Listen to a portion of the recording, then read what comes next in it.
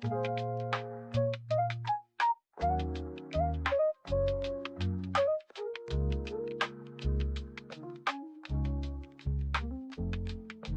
time, Brian. Your name's staying the icon. You need a way to the fire.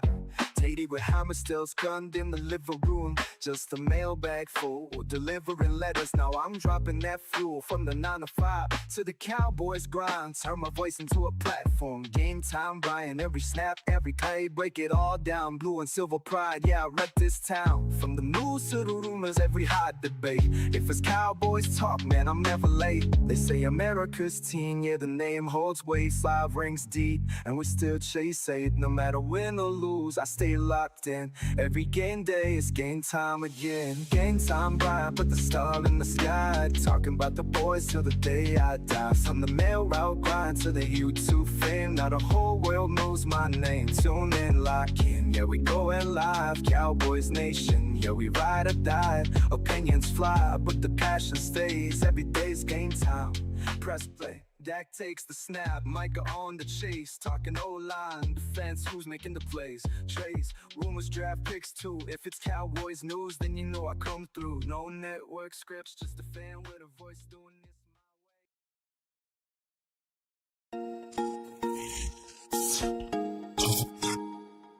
Anywhere in the league. If the Dallas Cowboys are going to take us for granted, we'll whip their ass. Oh, I would have said something to Buddy, but he wouldn't stand on the field long enough. He put his big fat rear end into the dressing room. Are you not entertained? I love it! I love it! Hey, Sully, man, I hope I never get back in there. I'll kick you. I remember we were at Philadelphia. We had to win the game to get in the playoffs. And all of a sudden, late in the game, there goes the ball flying around. Who comes up with it? Sean. Loose on the ground.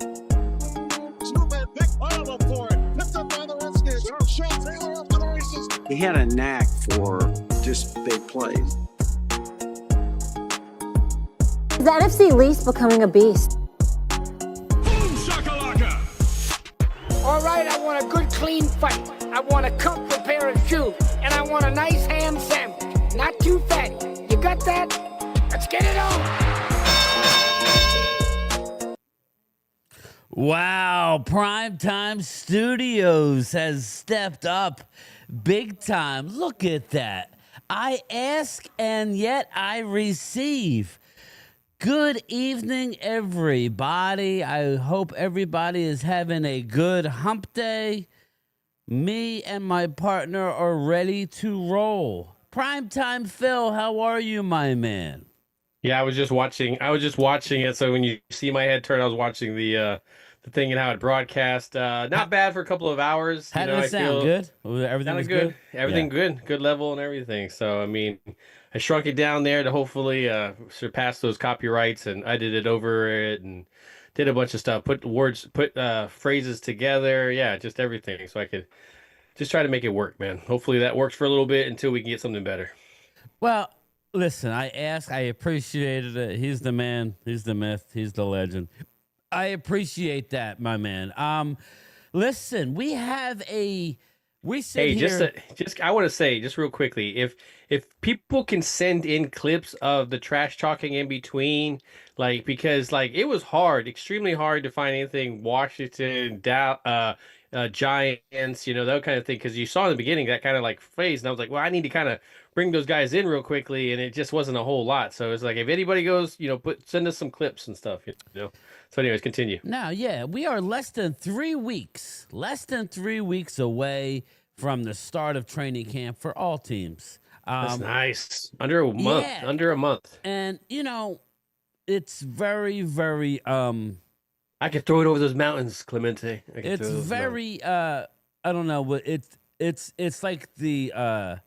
it's like waking up into a sunsplash morning, you're on vacation, you're on the beach or whatever. You look out and it's just a bright light is ahead of us right now.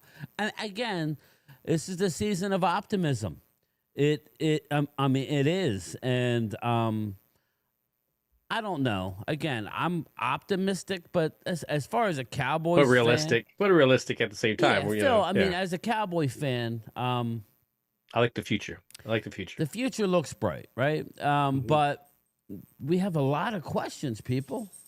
Now, Eagles Drew will tell you there's no possible way that we're going to succeed, right? And he's a glass is half empty coming from an Eagles perspective, and I understand it, right? But, Phil, is you or me talking Super Bowl? No, we're hoping playoffs. Like, let's be real. We're hoping playoffs. We're hoping that we're good enough that and I don't mean that in the sense that like, we're barely going to skate by. No, we have potential. We have a lot of guys there, but we've talked about it. Drew's pointed it out. Everybody kind of sees it. Just we're relying on a lot of guys, and I like the body of work that their past selves have done, but now it's got to be put together as a team and not just individual.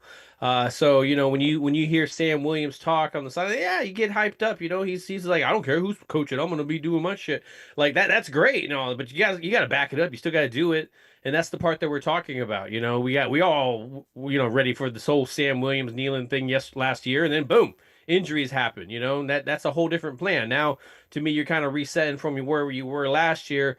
Kneeling got a little bit of some stuff at the end of the season, but yeah, I mean, just so much stuff has to come together, and you just like the body of work that they're putting together, the coaching staff is putting together, and that's all you can really kind of root for right now in this time of year. Yeah, I agree. And real quick, let's get to a couple super chats. Game time, Brian. Dirty Sanchez, what's up, brother? I was beaten way down with your quote about antibiotics the other night. It came up with more stuff. I hope he knows I was just joking. Wade's the best. Wade is the best when it comes to that. He could take it. He's cool. That dude, Rolo, you're a winner, bro. I probably have your information, but just email me again. Rob A, I have not sent your Tumblr. But Rolo, you want a DeMarco Murray rookie card. Come on, bro. Send me you and West Virginia country boy. But yes, he says first in the pot. Well, you weren't first. You're second. You're still number one. Everyone, be sure and hit the like button for the mailman in primetime, always grinding away. Appreciate that. That is a good way to put it, is grinding, because, we don't get the thousands and thousands of views, but I would argue that we're probably better in other ways. Believe it or not, it's not just about views. You got to have people who are willing to super chat and be channel members. And okay, I'm gonna talk some shit. Let's just talk some shit. If we're gonna do some shit, and this is the NFC East stuff, I'm not talking about the other side. I'm gonna talk about radio stations and DallasCowboy.com, because if I'm bringing this type of graphics on my channel and putting those type of things, like what are they doing? They're doing it at a full-time pace, and so it kind of makes me wonder, just the social department. I already told you, man, for the Dallas Cowboys sucks ass. So they need to bring up their game in general, but I think in the graphics department they definitely need to. CZ, as well. It's your birthday. CZ, what's up, brother? Here you go. Shit. This is for you. Everybody say happy birthday to CZ. This is for you, my man.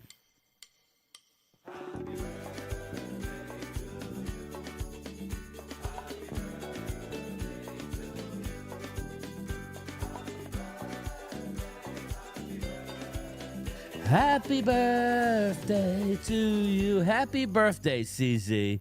Thank you for being a great supporter of the channel. Even though you're an Eagle fan, we still love you, brother. Don't worry, Zoom crew, if you're listening in, we will let you in shortly. Again, it's a little harder on these nights when we get more people in here to acknowledge everybody, but I'm going to quickly run through. Twiz, what's up, brother? Logan Motorsports, Vinny Hagen, how are you? If I miss somebody, please put it in again, because I'm going to be quick. CZ, as we said, happy birthday, brother. Clemente Espinoza, what's up, Clemente? Hallie Pierce, I hope you're joining the Zoom call. Joe DeMasi will probably be on next week. I reached out to Joe to be the Dallas representative because he's Joe DeMasi's going to be on Yassy. Yeah, Joe DeMasi's going to be on your assy. I like it. So get ready for Joe, hopefully next week or the week after. Chris May, what's up, Chris? Let's see here if Phil wants a shout out, if I'm missing anybody. Oh, no, man, you're going through because I'm not keeping up, and I feel bad because... Yeah, I got to figure out the button there. Oscar Perini, Brooklyn Zone. What's up, Oscar? How are you? Now that it's the summer, I think I need to teach you some. Yeah, I know. Some ways. I need to come back down. Hamid, what's up, brother? Hamid, Eagle fan. Momo is ready to roll. I know he is. Daniel Berry Sports Highlights. What's up, Daniel? How are you, brother? I hope all is well. Again, if I miss you, please say it again. I'm trying to hurry up. Daniel M is in the house. Jimbo, my neighbor. Chris May has been a member for 14 months. Let's get ready to rumble. Chris, thank you, brother. And the orange chicken looked good, brother. I think that's what you made. Bobby Babinski, I hope you join the Zoom call later, Bobby. Did a great job last week. You're too hard on yourself. Rolo, again, thank you. Please email me, and I'll send you the rookie card of DeMarco Murray. Thank you. Hallie Pierce, I think I said. Susanna Marajan from the Philippines is hanging out. Hey, Susanna, how are you? I think I'm trying to get to the bottom as fast as I can. Vinny Hagen, Manna Hawkins' own. I give him credit, man. That's a good crowd. Never here. I didn't hear her talking a little bit before. Randy McIntyre, what's up, brother? How are you? Woke Youssef, what's up, man? Eagles has landed Super Bowl champions. Eagles are taking the East again. Hey, listen, man, you should be, and we're going to talk a lot about that tonight. I got some poignant questions for you. I'm going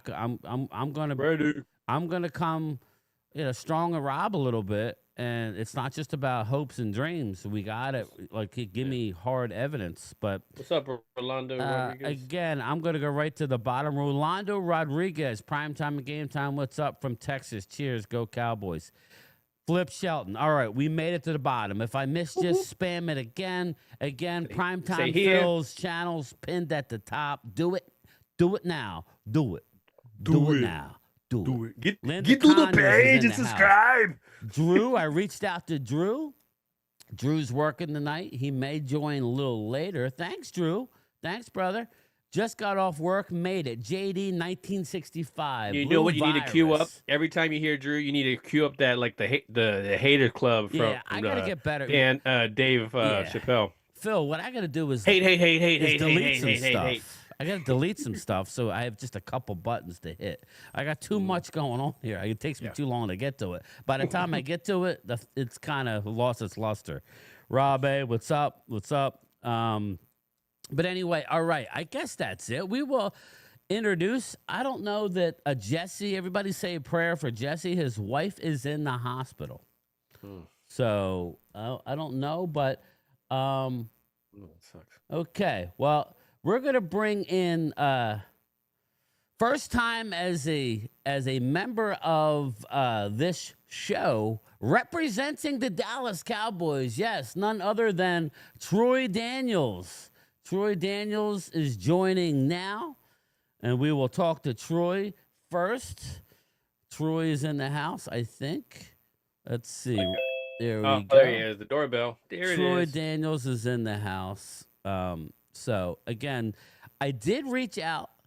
I didn't ask him. I was talking to Pizzle this afternoon, Phil. I almost asked him. Was it talking or was it yelling? Nah, he's actually a really nice guy. I know. And I didn't ask him because I'm like, it's late notice. But we were going back and forth, and then Jesse just told me. Right? Well, yeah. Well, like Jesse I thought it'd be fun to say Jesse Martinez and bring. I was gonna text him back once Jesse said he may not make it and say, just come on when I introduce, Jesse, and just say a couple foul things, and then leave. that would have been hysterical. Whoa. Yeah, that would have been awesome. But I didn't ask him. I let him go, but he was really cool. Do your cop pizzle thing and then just bounce. Troy, what's up, brother? Are you ready to roll tonight? Troy Daniels. He's thinking about it. He might be. I don't think he has. Wait. Troy. Hello. This is going to be a long night if this is how yes. Troy Daniels. You ready to go? He's like, he obviously doesn't have his. Troy, can you hear me? Do you understand the words that are coming out of our mouth? I would like to talk to you about a couple things. I'm sorry. All right, this is going to be a problem.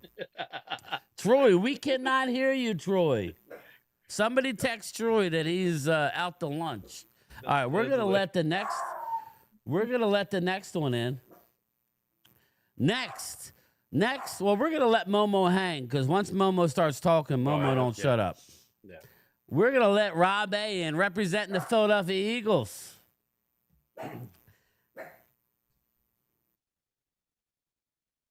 Phil, just say something. I'm gonna text Troy. Okay, yeah, no problem. I was just gonna tell Rob, make sure you talk now or forever hold your peace because of Momo. What's going on, Rob? You're muted, I think. What's up, my man? How There you doing? go. There it is. Yep. There it is. Not much, man. I was just saying that now is the time to talk before Momo gets in here. Indeed. Gotta poke fun at him. Gotta poke at him though, man. I appreciate. Gonna get a word in. Oh, you're muted as well, Brian. Oh, maybe he's supposed to be muted. I don't know. Is it me or am I going deaf? Like I hear you just fine. Is he talking? Brian, are you talking? He is talking. Yes, I was. Oh, there you go. I Like, was talking the whole time. Whatever you did, you meant it. I know you meant it. I was just like, I have no idea what you're saying. Am I deaf? What's up, Momo?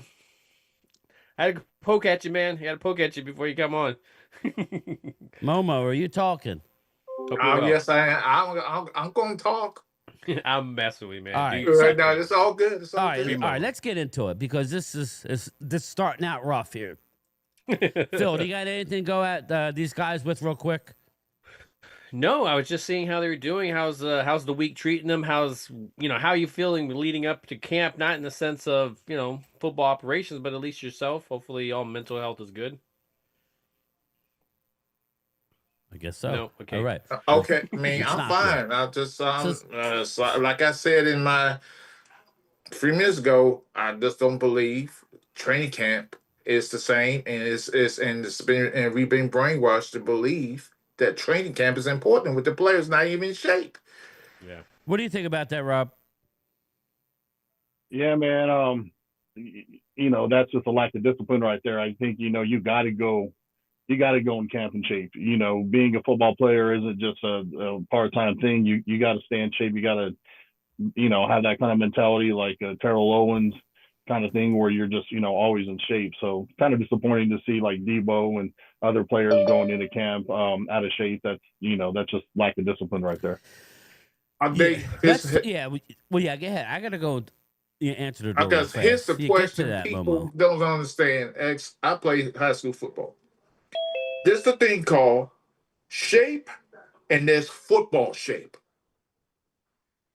They not in football shape when the season starts because because of lack of preparations, because they not getting physical with each other. I've been tooting this for all my life since the NFL, since the Players Union did that crap up there. Got rid of the two-a-days. Oh, I'm sorry. They not in football shape. So there are more injuries in the first 4 games of the season. So they might be in shape, but they're not in football shape. Yeah, I mean, in general, I think, that was always hard to do, even when they were cracking each other in practices and stuff. But I would agree with you. I think injuries like ACL tears, everything like that has kind of multiplied by big numbers just since that whole, pulling back because of concussions and everything. I'm not just trying to, weigh that. But at the same time, it's a give and take kind of situation. A lot of people want to blame, is it turf or is it grass? It was like, shit, no, man. It's how you practice. It's how you come in, man. And then sometimes it's just freak accidents. And a lot of times when they get those tears and stuff like that, because they they put too much stress on your body. Mm-hmm. What's up, Troy? You here? What did I miss, Phil? Did I miss anything? Like, what's he saying about Debo? Because it's a thing now. You're making a big issue that none of these players. I'm not. None of these players. Well, you just got football. done saying that they don't put. They're not in football shape. But that's not football shape. That's not. I mean, he's shaped like a football. Here, Momo. it's being like it's not just in here. Everybody's commenting on what he's looking like. That's all Okay, I'm so saying. what? Okay, I just can't. Okay, can I say? Remember I when just wanna Tony Romo put on that weight, Phil, and everybody busted on him? Remember he had that. You know, come on, man. We got to be fair about it. We hit Okay, our of course. own guy. I'm not. Y'all can Talk make about fun your of him. boy. Well, but when he's scoring touchdowns, scoring 5 touchdowns against the Cowboys, I don't want to hear nothing else. Oh man, about I it. think he's gonna do well. I think he'd do well. Yeah, But nobody's saying he's not going to be good, but he needs to get his act together. Oh yeah, he's But he could be better. He's a little healthy. He's a little prego. I love what all we're Ultra saying. said. I love what Ultra said. He What said is it? Dank Debo. Dank Oh, Debo. well, but let me say Dank this Debo. about football shape and shape in general.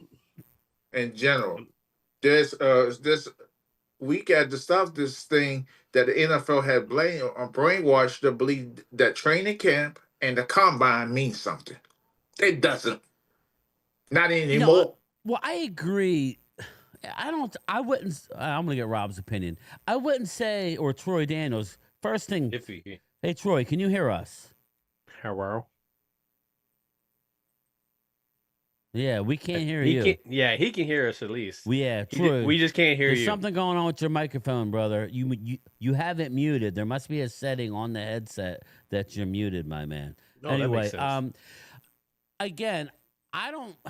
Rob, I'll get your opinion on this. Like before. Can you hear me now? Yes, we got you, brother. Thank you. Don't touch anything. Rob, like when it comes to the combine, I would imagine that it's overblown, but there is a use for it.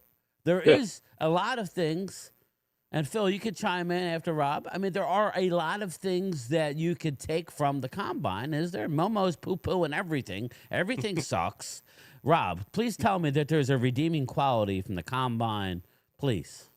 Absolutely. It helps GMs make that informed decision on who they're going to draft and how to rank them and what's a priority. And they get to zero in on those priorities. So beyond pro days, which not everybody has, I mean, you really have to fall back on the combine in order for you to make those informed decisions on who you're going to draft. Yeah. And Phil, what's the most important thing about the combine?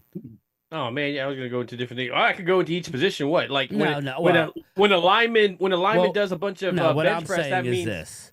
Something. Yeah, I'll say this. I asked you. I thought you were gonna get it.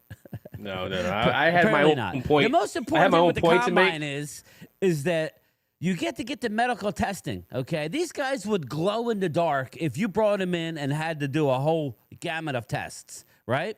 You go to the combine, there's one MRI done to the player, there's one CAT scan, there's one everything, and then it's released to all 32 clubs. That's big. And then you get to sit down with the player, Phil, right? If you so choose. When I look at the drills, to me, it means something. Like when the lineman is all of a sudden bench pressing and he's getting tired at the end. What does that mean? Fourth quarter, you're having to push against the defensive lineman. I mean, it makes something. Okay, a D back where to do the broad jump. A lot of times before I'd be like, what the heck is the broad jump about? There's a fumble. You have to leap forward. To try to go get that fumble. These little intangibles mean stuff in the NFL. Now, big old lineman running 40-yard dash. I'm not as big an interest on that. I think they need to customize it a little bit more. But I don't get hyped up in the numbers, but I do think Ultra. If you're already thinking about somebody, I think that can cement some of the doubts maybe that you might have. Yeah, Drew says breaking news: Debo's water broke. It's twins! Yay! Congratulations. Okay, I know I don't want to spend too much time on the combine. Let me say about the combine, and I think y'all been brainwashed and been hoodwinked by this combine crap. Y'all want to go like that? No, we're not saying it's the end all be all, but it does have some value. And it has no demeaning qualities whatsoever. Yes, it does. Because all that going to the combine, they already meet the players.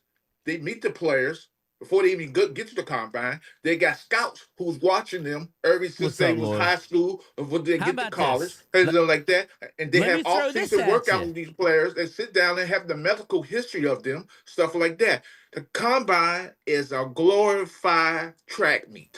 That's what it is. I want to disagree there. Get in there, Troy. Get in his ass. I think the combine is more of a job interview to me because they get to sit with the teams. Teams They do ask that them during the year. questions. The physical part is like their physical fitness test. I mean, it basically is kind of that job interview. I want the job with you. This is what I could give you. I mean, just me. Xavier Worthy last year, right? He would have went, but there's no way he's going at the bottom of the first round if he didn't go and run a what, Rob? A 4. It was like a 4.2. Right? Yeah, it was like a 4.2. Yeah, it was 4.2 flat. 4.2. It does have redeeming qualities, and it does. I agree with you, Momo. Trust the tape. They do blow it out more. They blow it out way too much more. Pause. I just want to say this final thing about the combine. Yeah, we'll move on, people. But no, I want to face it like that. There has been players who did well in the combine, and you put them out on that field, on the football field, they was ass. Yeah, well, that's the people that are relying on the numbers instead of the tape as well. The numbers don't match up, so the combine doesn't. Like that. Cowboy, okay, this is a problem with people in general. If a guy weren't running a 4.2 or 4.1, they think he's going to score a lot of touchdowns. The NFL football is not horizontal.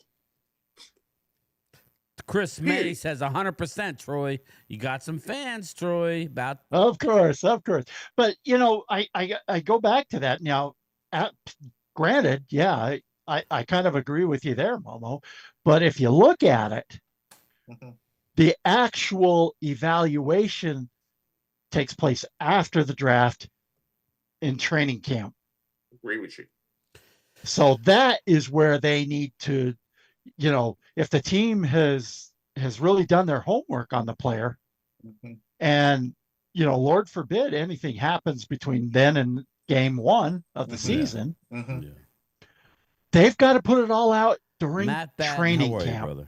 Yeah, but you don't even end up in training camp unless you're at the combine Westbrook. with your addition. Some players don't go to the combine and they make the team. Some players don't. And that's their problem. Or Momo, like Rob could give me the name. Who was the Boston College? I always forget. The Boston College lineman drafted by the Eagles high. Mike Mamula. That's it. Mike Mamula. Again. It could work against you, right. But I mean, at the end of the day, it is what it is. I do think it helps. You're saying it has no redeeming qualities. No, whatsoever. I believe it has a couple, but that's why we're here. We can agree. I don't think it's nothing. Not this final thing. I really gonna say this final thing. Yeah. I don't think somebody's jumping. I can see if you're a lineman maybe or a cornerback or a safety, but having an offensive lineman jump so high over a broad jump, what are we doing here? Well, that shows athletic ability. It shows maybe you might be able to get to the second level. I agree there with you, Momo. I think they need to tailor it to the position rather than have everybody go through it. They try. I mean, they do tailor it to the position. I don't think every player does every drill. That's true. Not everything is about a 40. I mean, I think that. Right. Yeah. I think that's the biggest. But the high jump, they're thing. having the linemen do the high jump. Why? Or the high, they're not going to be jumping. Well, the defensive linemen do it because they will be jumping up to try to deflect. Yeah, I can see the D linemen doing it, but the offensive linemen. I agree. No. I agree. There's no rhyme or reason to that. All right. But it shows athleticism, I guess. Where do we want to go? No relevance. Momo, do you have anything for us tonight? Do you have any poignant questions to bring to the Cowboys or Eagles? We could talk about Giants. I do have some questions. I do have a. Bring something. Bring it. Okay, here's my question for the Eagles. I understand y'all guys feel like y'all got a good team going forward. I just wonder, one burning question in my mind is that what happens if the question is that do you feel like Jalen Hurts in a situation where he's gonna have to throw the ball? I feel he's gonna have to throw the ball more. Where he able to do the job throwing the ball more than 25 times a game? Okay. I don't believe he'll have to, based off of just our line be established how they are. I mean, I think our identity is we're a run first team. We've established that identity. Everybody's tried to stop it. No one's been able to stop it. Hence why Saquon had over 2,000 yards. Our offensive line is still intact, with the exception of right guard. But to answer your question, if he has to throw, he can throw. I don't think it'll be every game that we will be able to run the ball for 200 plus yards, maybe even 150. But just like that Pittsburgh game, a couple times in the playoffs, in the Washington game in the playoffs, when Jalen Hurts had a throw, he made the throws. Phil, you got anything on that, brother? Oh, Phil's not there. Troy Daniels, do you have anything about? Because you know teams are going to try and shut down the run. Yeah. I mean, what do you think? It'll be interesting. I think Jalen's gonna. Philadelphia, they're hard to really, predict what they're going to do. I agree with Rob. They've established the run now. Now it's time to maybe focus on the receiving core and see how they do. I don't know, because it looked like a lot of the attention was on Saquon last year. I would say this. I heard something on the radio that I totally agree with, and I'm curious for Momo, Rob. I mean, everybody in the panels. I'm very curious. The Eagles set their team up to be, and it's funny, but they set it up financially. This was on WIP this afternoon, and to be a offensive juggernaut, right? You go out and get Saquon. Not to say he didn't have a great year. You guys have heard me say I think he should have been the MVP of the league. But they set it up financially with A.J. Brown, redoing Devontae, the offensive line, Jalen Hurts, Dallas Goedert, Saquon Barkley. It goes on and on, right? To be the bell cow of that team, right? Even so much so that we go into training camp last year. It's not looking good, right? We were all, Dallas fans were trolling. Vic Fangio. There was anarchy in the locker room. People were talking shit. It was bad early on in training camp last year. Everybody can say it wasn't, but it's just a testament to what happened. What happened was it turned out to be the opposite. That defense took over, went to number one, right? It went to number one, and I would argue that the defense is what carried the day with a great running game. Let's face it, Jalen, I think it was 29th in passing. Not to poo-poo. People get all bent out of shape when I say that. I'm on record as saying I would rather have Jalen Hurts in a big game than Dak Prescott. I don't know how much more nice I could be. That doesn't mean you're a stat guy. I mean, that's just my opinion. But, Rob, you tell me I'm wrong that they were banking on that offense being 30-plus. Yeah, I mean, like an offensive juggernaut and the defense coming along, you remember? And then all of a sudden the defense just went lights out. And the offense was able to do well running the ball. But am I wrong in that? Or do you think, I mean... No, you're not wrong at all. I mean, to me, that was the goal, right? The first four games of the season it was a roller coaster. We had Avonte Maddox in the lineup. We didn't have Cooper in there yet because of injuries. And I think once Cooper kind of took over in that nickel slot position, he really brought a different kind of attitude to that defense that kind of, it kind of brought it all together at that point. Again, the Atlanta game, we were kind of suspect. Well, even in that Green Bay game, our secondary and our defense didn't look all that good. Tampa Bay, killed us. But I think once Cooper was pretty much our starting nickel and Avonte Maddox was out, I think that whole defense kind of just clicked and started gelling. And I wouldn't say they carried us, but I'm not saying carry, but the way the front office set the team up. Well, no, and I'm not saying you said carry. I'm just simply using the word. I'm not saying that they like WIP was making a thing that they were expecting one thing and got not that they didn't think the defense will be good. Let's be honest. Going into training camp, nobody thought they were a number one defense. Right, exactly. No one thought that they were going to go from last or first. I mean, or when you have a number one defense, Rob, it makes everything easier. Your offense can take a breath. You're getting turnovers in the red zone. I mean, I was at the Dallas game. Dallas actually played damn well in the first game with a bunch of backups against the Eagles, but Eagles were getting stops and turnovers when Dallas was going in to score.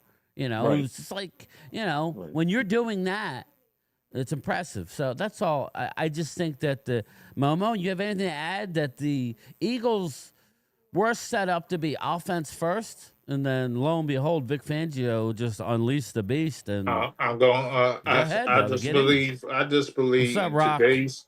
I just Lord totally believe. Vaughn. Just my. It's just statistics shows this, and owners say they're not going to pay a quarterback all this money not to throw the ball. Well, This is a run. This is a passing league. It's not a running league anymore. I would disagree when I it comes to disagree the with you there. Eagles. Anyway, go ahead, Rob. I'm A sorry. lot of people are investing in the running back, where a couple of years ago it was people weren't. I mean, now, I mean, you wouldn't draft a running back in the top 5, like, or in the top 10 rather, like Vegas did this year, if you didn't value the position. Yes. I mean, simply it just wouldn't happen. And so I agree with you that yes, it's a passing league for some, but I think if once people saw the Eagles have success with a run game, people are going to start to duplicate what the Eagles do and start investing more in their offensive line and their run game. Older Cowboy has he says Hurts Hostetler. Okay, I'm trying to figure this out because this is so confusing to me because I don't get this. Because last time I checked, this draft was horrible. Was not any good quarterbacks in this draft. So it's bound to lead. You're gonna have more running backs, be more desirable for them to pick, for these teams to pick. So they was not picking no top quarterback because they was hot trash. They was dead on arrival. Hold up, Dirty Sanchez. Momo, you knew your pants were down that day, didn't you? You feel weird looking every man in the stream in the eyes, or are you a freak? All right, Dirty Sanchez.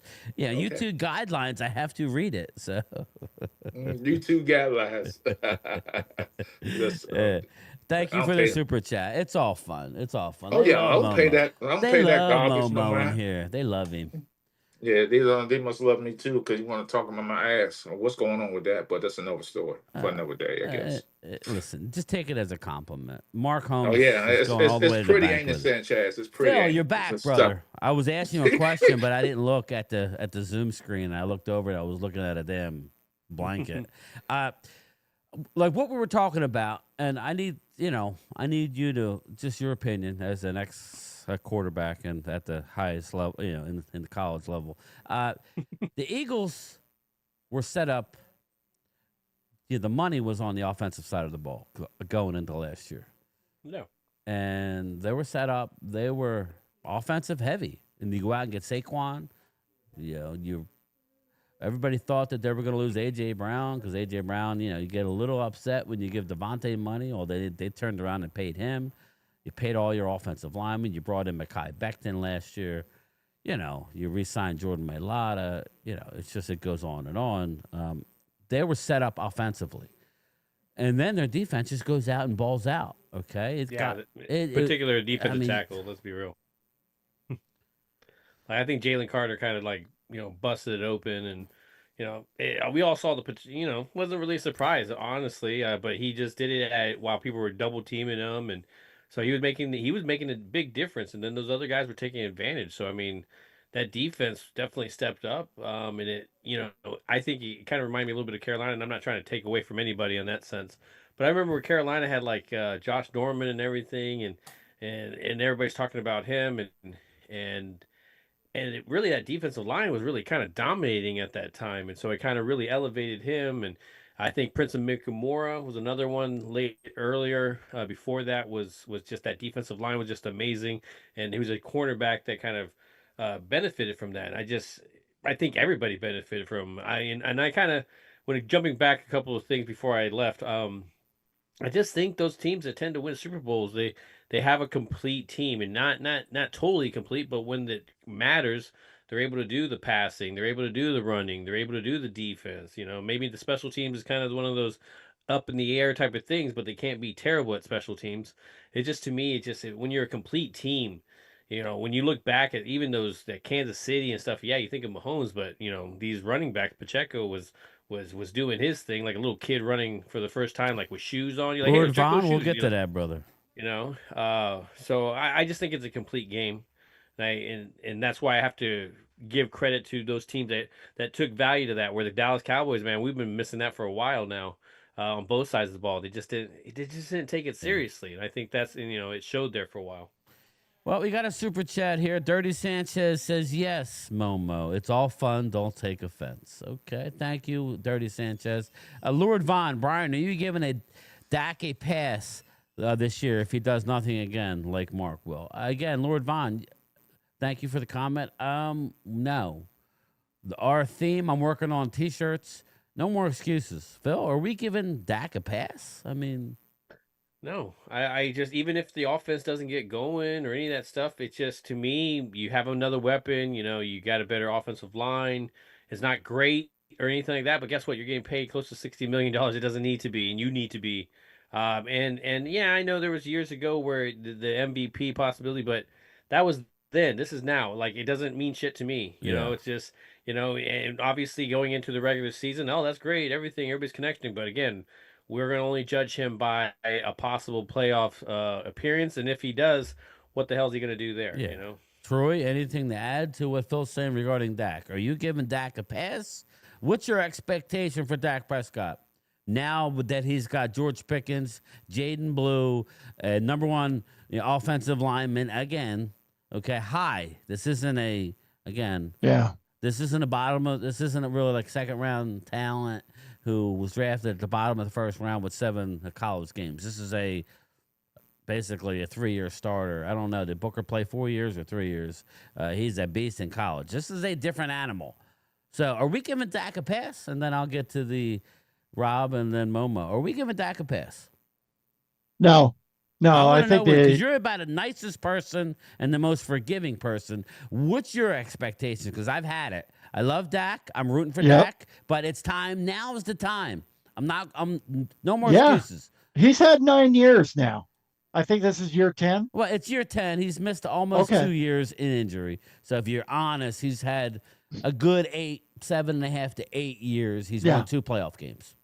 The way I look at it, Dallas went out and got George Pickens for a reason. And now you've got CD matched with him. Dak better perform the hell out of it. I mean, he better surgically go down that field. And you know what's sad, in my opinion, is that he could have a great year. Mm-hmm. But if you don't win that first game in the playoffs and the second game in the playoffs. That's the thing. He's in a tough spot.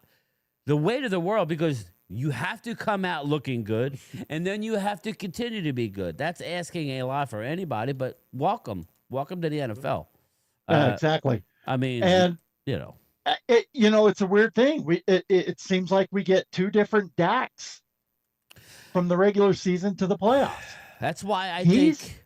Oh yeah, he's got to he's got to be the leader of that team.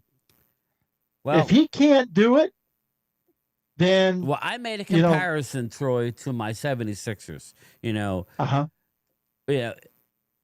Joel Embiid is not the leader of the Sixers, and the reason he's not is because he's never healthy, right? If you're not healthy, your teammates aren't going to look you the same way. You need somebody who's always there.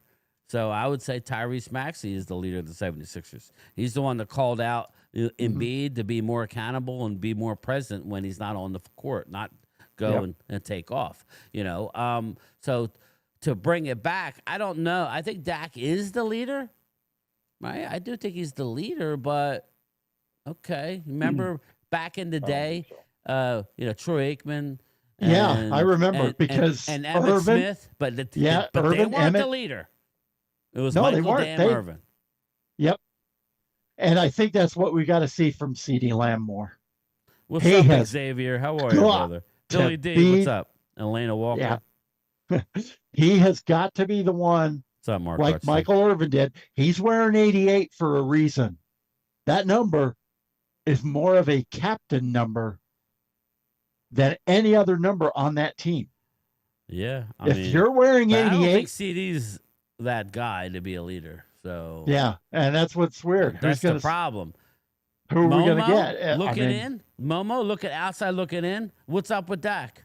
Okay, here's my thing about Dak Prescott. I will say that Dak Prescott is a quarterback that the most of the league and most of the NFC East fear because he's always going to put big numbers up there, no matter if he has.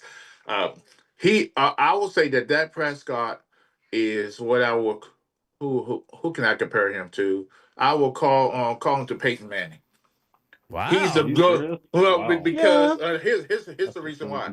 Peyton Manning was the greatest. He is the greatest regular season quarterback in the history of this game because we put up big numbers and wins, but Peyton Manning always will lose in the playoffs. Yeah. So that's Dak Prescott. He pick up all these big numbers all the time, and then he gets when the time to us shit hit the fan, he can't. He does put up numbers, but I mean, I'm just saying. I see where you're going. As a Washington fan, But I know Dak Prescott is going to put up numbers.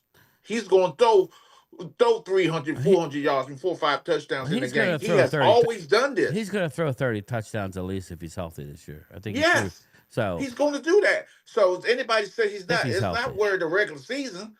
It's the postseason where y'all have where it matters. That's all it's about with Rob, Dak. I mean, what do you say about Dak? Lord Von, Eagle question. Lou, you can only do it against the teams on your schedule. He did it 3 years in a row. So, again, stop. We won a division, and he did it again. So, again, you can only play who's on your schedule, my man. Anyway, go ahead, Rob. Yeah, comparing him to Peyton Manning is just silly because Peyton Manning has 2 Super Bowls. Well, yeah, he ended up with No, but that's later. I'm not talking about. I said Peyton Manning. Well, how much later do you want Dak to play line before you see something come from him? He's already in your 10 and only has 2 playoff wins. I know what I am saying. That was all I was referring is to early on.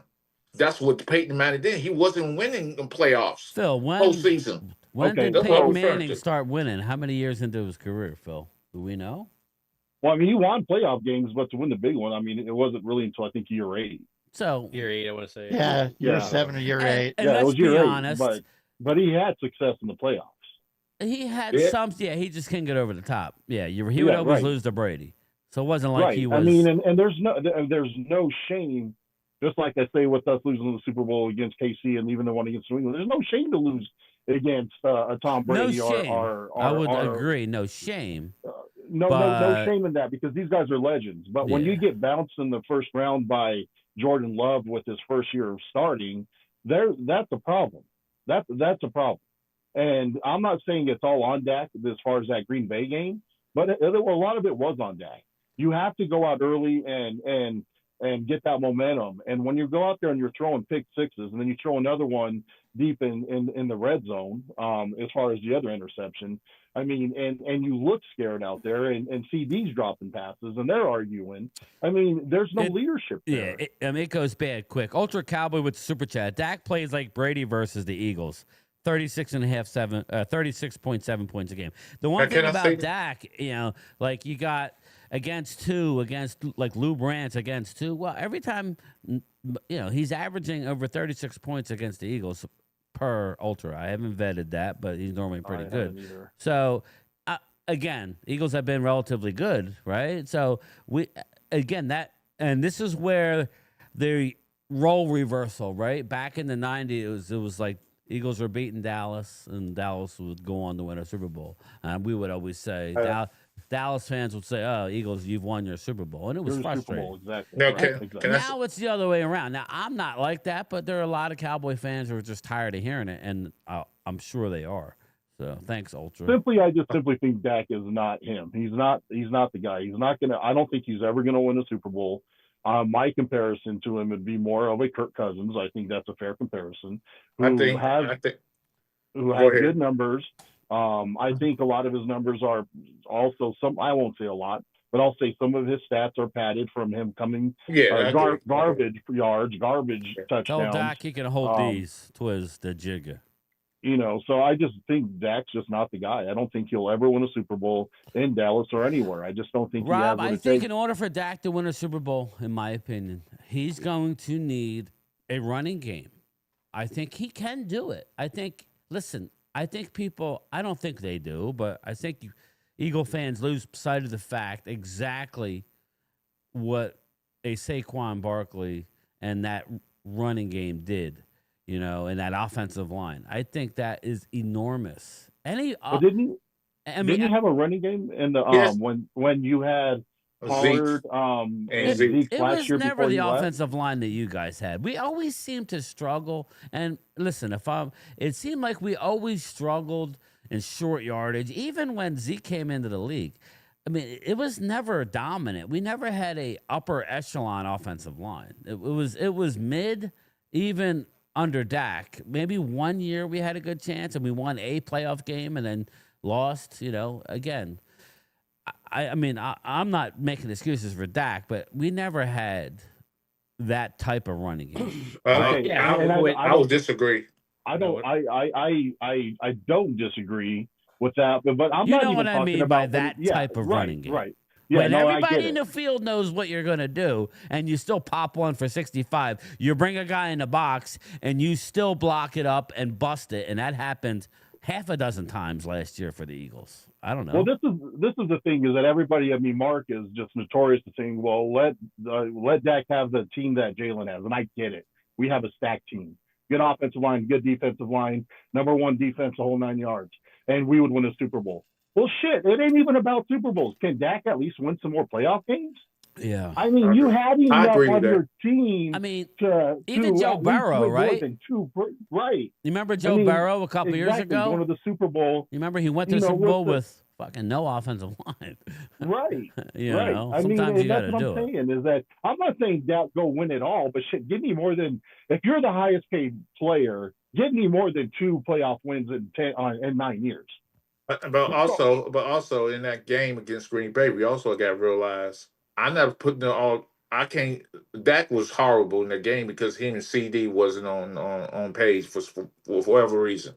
But also that game, the defensive coordinator, who's the Washington football team head coach, he changed from a man-for-man defense into a zone defense in that game. They never played zone the whole season. Don't disagree with you. I'm not saying, and I've said this, is that Dak isn't the only reason they lost that. Okay. But I'll tell you what.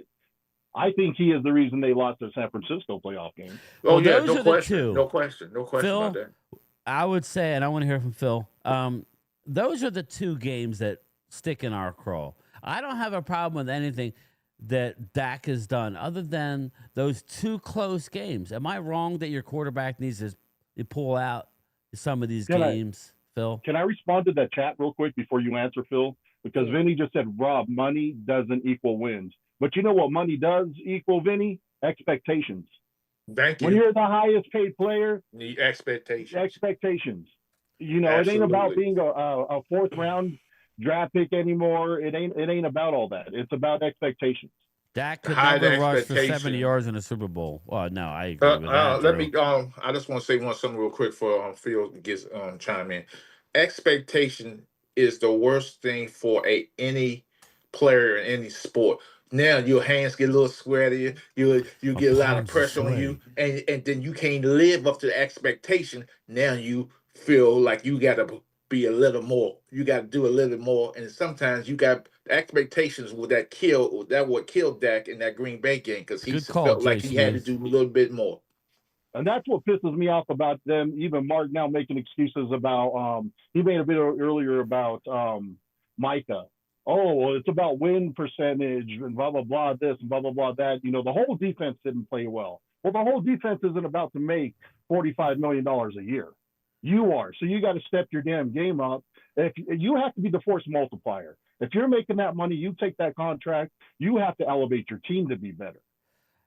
And that's what Dak or Micah doesn't do. They don't do that. When it comes to the playoffs, both of them disappear, and it shows in their stats. Well, Micah, I would say he's still relatively young. He's had Agreed. had some really good playoff games. But I force of understand. habit, force of Let me habit. hear from Phil. I asked him about 5 minutes you ago. did. What's My up, apologies, Heisenberg? Phil. No, you're We good. sorry. We sorry. I don't even know if I'm he sorry. remembers what I asked him at this point. What did I ask you, Phil? Sorry, Phil. I think about Dak, about winning the playoffs and stuff like that. Yeah, it just thundering like crazy out there outside right now. When I look at Dak, man, I San Francisco, Green Bay, those are the immediately in the playoff games where there was a chance that or in the sense where the Green Bay got away from him in the sense of the defense not being there.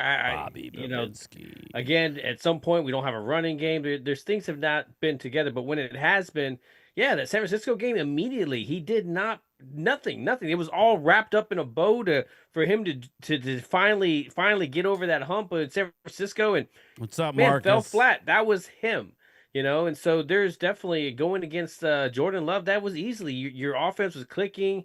Yeah, your defense wasn't showing up, but you should have been at least to be able to go strike for strike on them.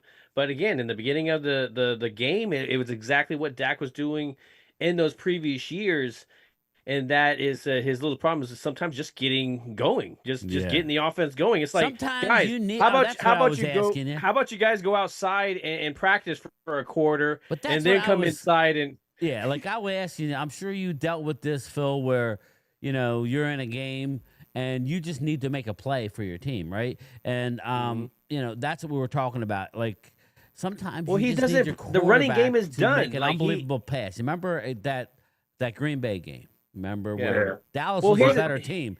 Aaron Rodgers threw a dime to the sideline to Jared Cook and sliced our and throats. he had accuracy. Accuracy. I think everybody, when the game's on the line, you go back to what's your bread and butter. Oh, if you're running quarterback, you run. If you're running on the throw kind of thing, or your option quarterback thing. When we talk about Peyton Manning, he didn't have the wheels, but guess what? He didn't need the wheels because he had the brain compared to everybody else, and so he could do stuff that other guys couldn't. And I think that's where Dak, like, well, what made you different in college? Oh, you were taking it to these teams. Well, because you were running the ball. Ever since you snapped that ankle, boom, it is. Yes, I'm making 60. That's I what have to made now. Dak special, Phil, is that threat of run, and that's the threat of run. And now that is no longer really there, and now you have to be that. Now you got to quarterback make sure, all the time, and you have to have a elite offensive line, not a mediocre or good. It needs to be elite. So to me, when I look at those games, I look at I there's a big part of me that defense. When you look at the scores and how ridiculous those got, I look at some of the running game, but again, Dak, that offense not getting going in the beginning, I can't help but point to that. But I also point to the front office and the stupidity that they were doing, not getting defensive tackles, not taking certain points serious. So like, all you guys are saying, I don't say anything because it's a lot of truth there. It is, and we're not here to crap on anybody. We're just trying to keep it real. I'm not. Yeah, no. Babinski, let me read the super chat. Jerry sold his soul to the devil for the 3rd Super Bowl. I don't know, Phil or whoever. I kind of agree. Well, I would say this about Dak Prescott. I think Dak Prescott, because his ego had got the best of him, and he feels like. I don't know why he goes into a press conference and he PC everything. He's not real about nothing, and I'm just like, Dak? Yes, yeah, I know. It's so like, why don't you just bring an AI up there and let them talk? Well, because he's gonna say the same thing over and over again. That's why they. I don't know. I hate to go here, but they call him the white Kirk Cousins, because everything. I just said that. Right. Here's the thing about Kirk Cousins. Here's the deal. Kirk Cousins was, for me, I hated him in Washington because Kirk Cousins would have all these crazy numbers. We down 45-3, and then all of a sudden he scored 3 touchdowns. You see the stat.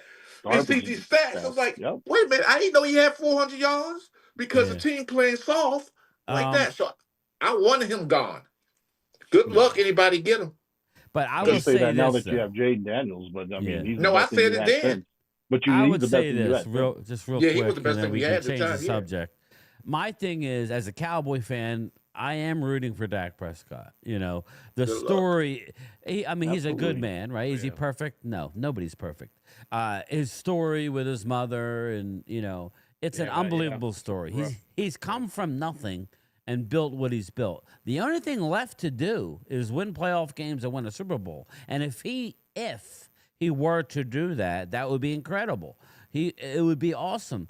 But we got to ifs and buts, man. I would still have to see it, and actually, how was it done? If he throws for 100 yards and it's all running game somehow. You're already hearing it, Phil. Shit. Like you're hearing Aikman, all these dumbass people who were criticizing Aikman. Wow, look at the stats.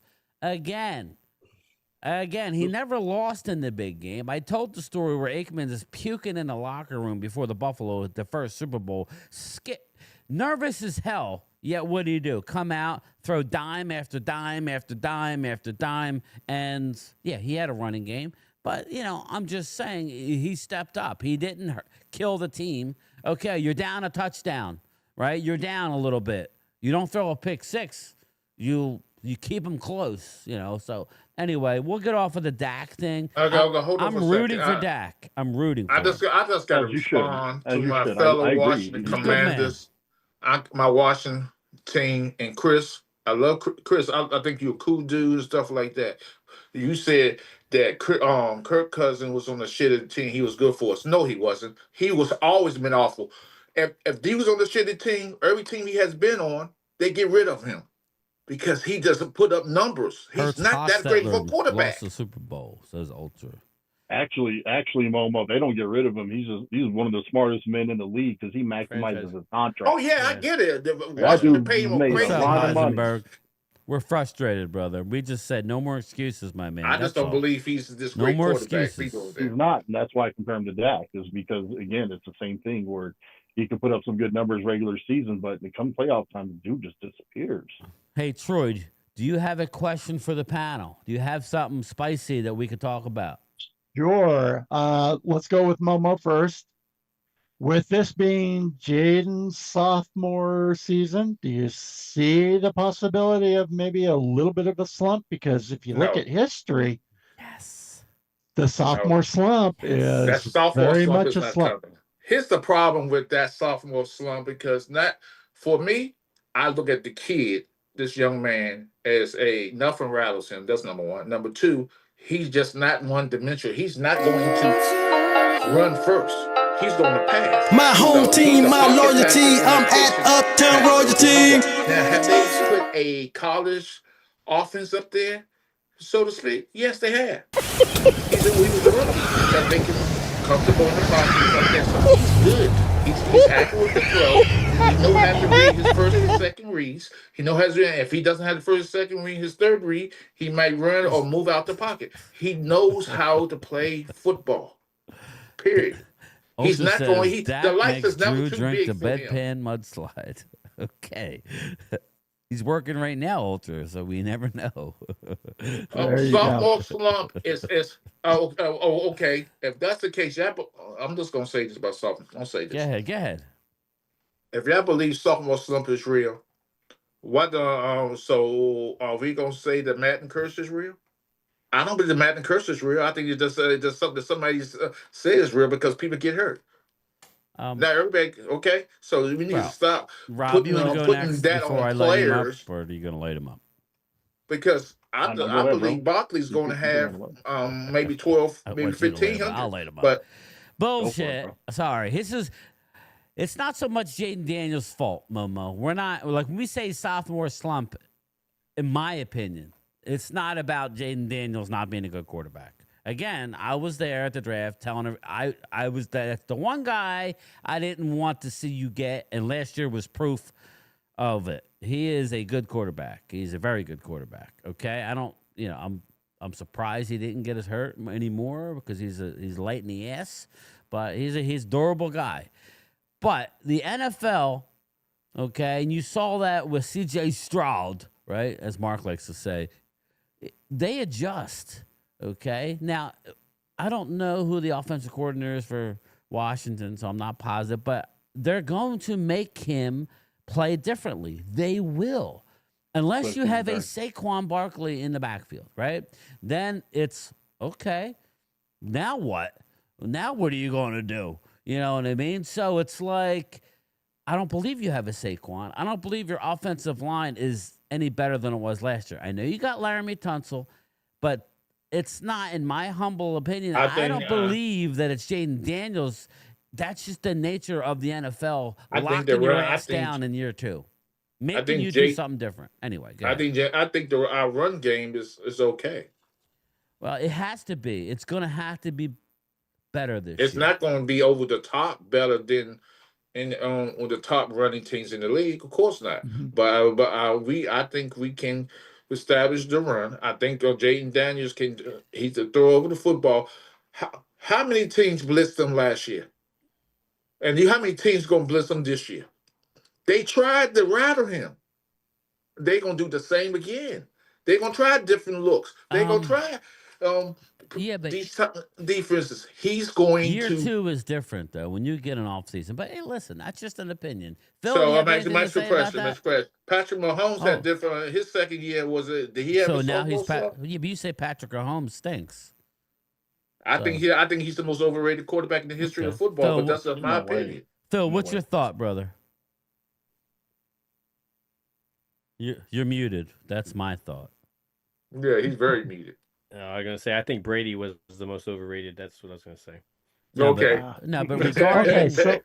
regarding Daniels and having a sophomore slump. Well, yeah. I mean, sophomore slumps. Hell yeah, man. That's a damn thing. That is definitely. Well, you played a guy, right? You played against teams who game plan for you after these. Yeah. Yeah, and trust me, they definitely play tougher. They know what your weaknesses are, what you struggled with. Not necessarily. Sometimes they think it's because you struggle with something, and really it's just maybe a route or something was off. So that's kind of the nice thing about that. But I mean, he was a Heisman Trophy winner. We saw him going into that year being successful. He's going to take a step back in general. I mean, you're all the way to the NFC Championship, man. I'm sorry, there's going to be a step back, and I think even if you don't get there all the way, that's a step back. And with him, I think the running game, that's one thing Washington does have. He's got a big fat Debo back there as a tank, and he can do well. You got Robinson. There's another running back there that's really good. Who am I thinking of there? Eckler. Yeah, Eckler. Yes. Yeah. So right there, that's one thing. And then you got a running quarterback. I think when you blitz him and stuff, and as long as he can step to the side and run, he's always had that. I think it's just slide. He needs to slide. He has great instinct. He has great instinct when he feels pressure. He took a couple hits. He took a couple crunching hits that I was shocked that he got up from. Randy, let me get to a couple super chats real fast before Rob speaks. Momo, was that couch who took you to Momo, was that coach who took you to Chuck E. Cheese, fed you pizza, then at practice made you run with that trash bags on? That's Bobby Babinski, folled by Randy McIntyre. Bobby, I appreciate the compliment which you just gave me, but if you go on to type something, reread, just go over it before you hit the word sin. Please bring the season on. I'm tired of all the damn talking. Randy, that's what we do, brother. You reread it because you sound like a stuttering fool right now with the words. Okay, so I want to ask Rob my question then too. Looking at the secondary of Philadelphia, do you see any concern, even minute, that it may be suspect or? No, I wouldn't say. I'll let you finish your question. My apologies. I think. No, you're fine. I was just gonna say, I mean, looking at them last year, they were pretty good. I will give them their due there, but I don't know if Slay was the one that really slowed them down last year. I mean, what are your thoughts? No, Slay I think played good last year. Okay, but I don't think he was the best. I think Quinyon played better than him. I think he was younger, faster, but Quinyon is still learning. Again, he was just a rookie last year. But am I worried? Yeah, I'm worried a little bit. I'm worried. I'm hoping that Ringo could step in and step up and be that starter, be the dude that Slay was. I hope we don't end up missing CJ. I think you got a great one in Makuma. But I was just going to say that. But our safety out of Texas, Makuba, I think is going to be very good. Again, he's going to have some learning, he's some learning pains along the way, as all rookies do. But I'm not as worried about him. But what I do feel good about is that if Ringo isn't the guy, Howie is the guy to go out to get a guy. Exactly. And that's what that makes me sleep a little bit better, knowing that we'll see if he's the guy. But if he's not the guy, I have a GM that will go out and make a move to fill in that piece. And now I would say, and I think he'll get aggressive. There's a school of thought that nobody, and I heard this a few months ago. We talked about it. Teams are less likely to deal with the Eagles right now because there's a sentiment out there that everybody keeps the Howie's just working everybody over, which he kind of is. Let's be honest. So I think it's going to be harder to find that player. It could happen. Here's the good thing: Eagles have a shit ton of picks to work with, so I don't think that would be a problem. A team wants picks, right? To move up or down, really. Yeah. So I think you're set up good. But, and there's a big but, and I would think that, and I don't share all the articles, I don't like to bring people down. I read a lot of different articles from a lot of different things, a lot of different, people send me stuff, and for every positive thing about Dallas, I get 3 negative. Every positive thing about the Eagles, I get a bunch of negative. I don't always share it because it's mainly opinion based, and it's kind of hard to say, well, no, this is right and you're wrong. I'm not going to do that. Everybody's entitled to their opinion, but there is a sentiment out there that the Eagles could very well struggle this year, and I know that's hard to imagine, but you're a little thinner, right? You're relying on some young talent who, like Jalix Hunt. I like the kid. I do. That's why, and I'm not bringing it up to trash, but it's kind of a fake report out there. We don't know what's real and what's not. I put out a video after I heard. I think they're using it for negotiations. What is your thought, Rob? We'll start with about possibly trading for, and they talked about it on the local radio station, so I'm not pulling it out of the air, Lou Branch. And this was Hugh Douglas, and this was Joe Giglio, and they were talking about trading for T.J. Watt, and Hugh Douglas was against the move. And I think T.J. Watt makes a lot of sense for the Eagles, but I'm also against the move.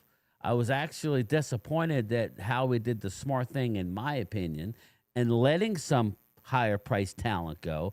It's going to possibly cost you a game or two, but you just won a Super Bowl. You have young talent that you need to find out about. Dallas would, let me tell you the difference. Dallas would have brought these guys back that the Eagles have lost, right? There wouldn't have been much of a marginal difference. We may have won another one. We may not have. We may have lost. But you would never find out about that next guy, and that next guy would go on to somebody else, like a Jimmy Smith or somebody else, and go on and make the Hall of Fame. But they're saying Nolan Smith and a 4th-round pick. 4th rounder for TJ, right? I saw that. Okay. And that was a thing. It later came out that they don't believe that was real. But somebody's bringing it up that the local radio station is talking about it. Would you do that, Rob? No. Why is because a lot of this young talent that a lot of people say that, there's some question marks out there, played at a high level in the highest game that you can play it in. In one game, yes, I agree. And I wouldn't say just that one game. Jalix Hunt, I think. Well, I mean, the body of work isn't there for these guys. I agreed. But they started to come on even in the playoffs, just even early in the playoffs.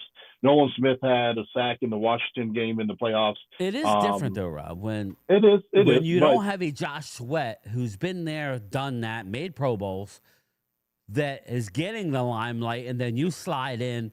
Now you're the guy that they're game planning. It's a little different, but again, it's different. Yeah. But back to what Phil was saying earlier, no one thought that. Well, some people did, but no one thought that Jalen Carter was going to be Jalen Carter. I mean, the dude is a game wrecker, and he's going to take a lot of pressure off of that defensive line to allow the Jalen Hunts, even Ojomo, and I even like our Morrow. rookie, I do. and even our rookie coming out of Nebraska this year, I think is gonna play really well. So I wouldn't do the move. To answer your question, Hey I D, think how Nolan are you? is, because beyond the fact that Nolan is young and shows a lot of promise. What I don't want to do is give up a young, talented player for TJ, who's much more talented. He has that body of work, but not only is he a lot older, but we're gonna have to pay him a lot of money. Yeah. And if we do that, I think we would lose talent elsewhere because we can't afford to pay everybody.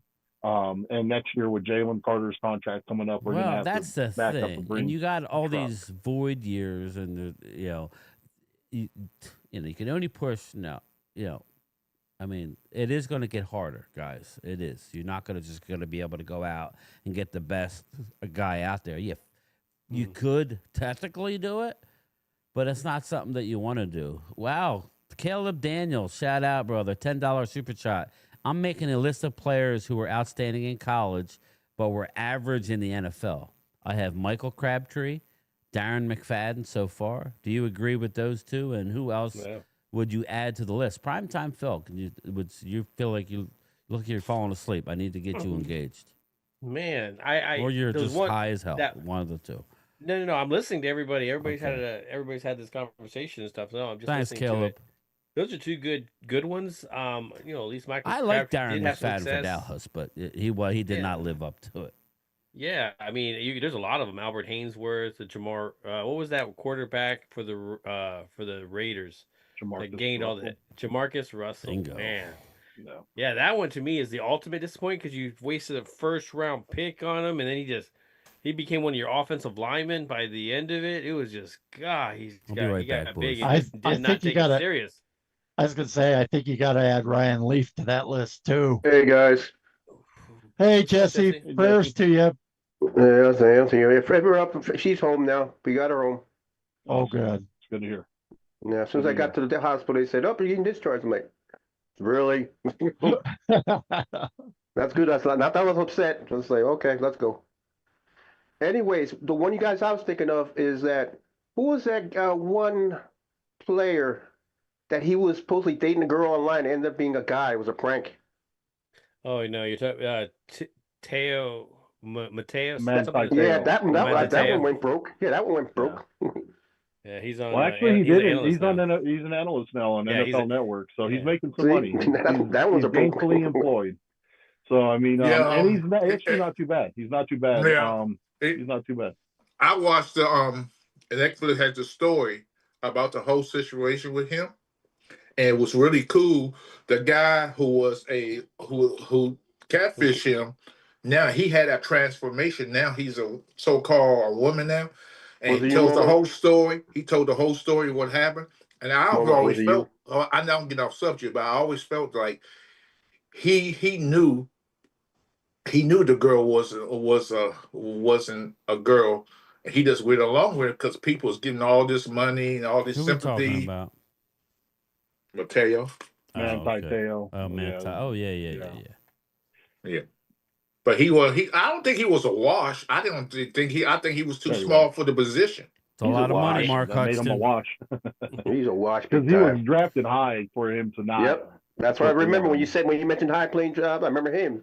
Yeah. Jesse, welcome, brother. How's the wife? Yeah, guys, the wife's fine. By the time I got there, she was getting discharged. She had that bad congestion, but they gave her some antibiotics. She felt better. Gave her a lot of pills and took her happy ass on a lift and boop to bed. All right, well that's good to hear. I'm glad you're a part of the show. Thank you guys, and thank you for the prayers to everybody. All right, Kara, what's going on? All right, Jesse, we know you got you. Anyway, just get a real quarterback to be all right. We'll see that. We'll see about that quarterback of yours. Like I said, future Gardner. Who? Gardner. I'm gonna say something to you, Jesse. Very well. I'm gonna say everything. I'm gonna say something in this. I'm gonna make a prediction right here, right now. Jaden Daniels will going to have an MVP season. He's gonna have at least 32 touchdowns. Brian, write this down. Over 4,000 yards. Write this down. And he's gonna rush over 1,000 yards. So all the haters are gonna hate on my team. Bring it on. How could he run? What, on his butt cheeks? same way you run on your you guys are finishing third, bud. Just sorry to break it to you. You're finishing come on. third. It's going to be interesting now. But he'll be MVP. Yeah. Write that down, please. It'll be interesting. I mean, like Elena says, praying for our demise. I want to point out something like you were mentioning earlier. We're back over my head. One of the two. You mentioned as we're talking about MVP, and I'm going to go out a little bit out of the division for this one. You mentioned, I think I saw one of your videos. You're talking about Lamar and how MVP and the playoffs and stuff like that. Am I wrong, or is it not the Ravens always in the headlines for getting somebody off a waiver, trading? Like there's always a big name. Like you could probably go through the list of names they got this year. And so to me, they're always improving. And so they've set their quarterback up to have success. He just has to finish it out. They always have their cocaine is a hell of a to drug. me, it seems like Phil, no, they should call the Ravens and not the playoffs, the choke-offs. It's kind of crazy just because they're always favored to win those games. Yeah, and I'm always hard on Lamar because I'm a guy who, listen, he's won a few more playoff games than Dak, so I'll give him that. But what is the end goal? But what is the end goal though? Win the chip, or I don't know. At least get there. I mean, it's not like Dak is 0-4. He's won 2. He's won a road playoff game against a bad Tampa team and Tom Brady. But okay, and he won a great game. Right? Everybody forgets the game where he won at home against Russell Wilson in Seattle, where Dak had to run. Remember, he had to run over Eagles Wade's linebacker that's now with the Commandos, Bobby Wagner, to get the first down at the 2-yard line.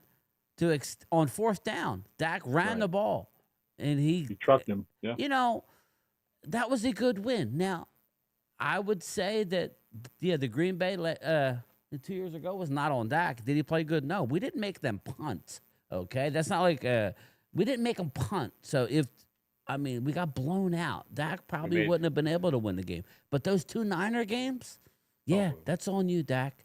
But damn, Dak, don't make it harder on your defense. I mean, I think the defense I agree is with deflated. that. But you try too hard.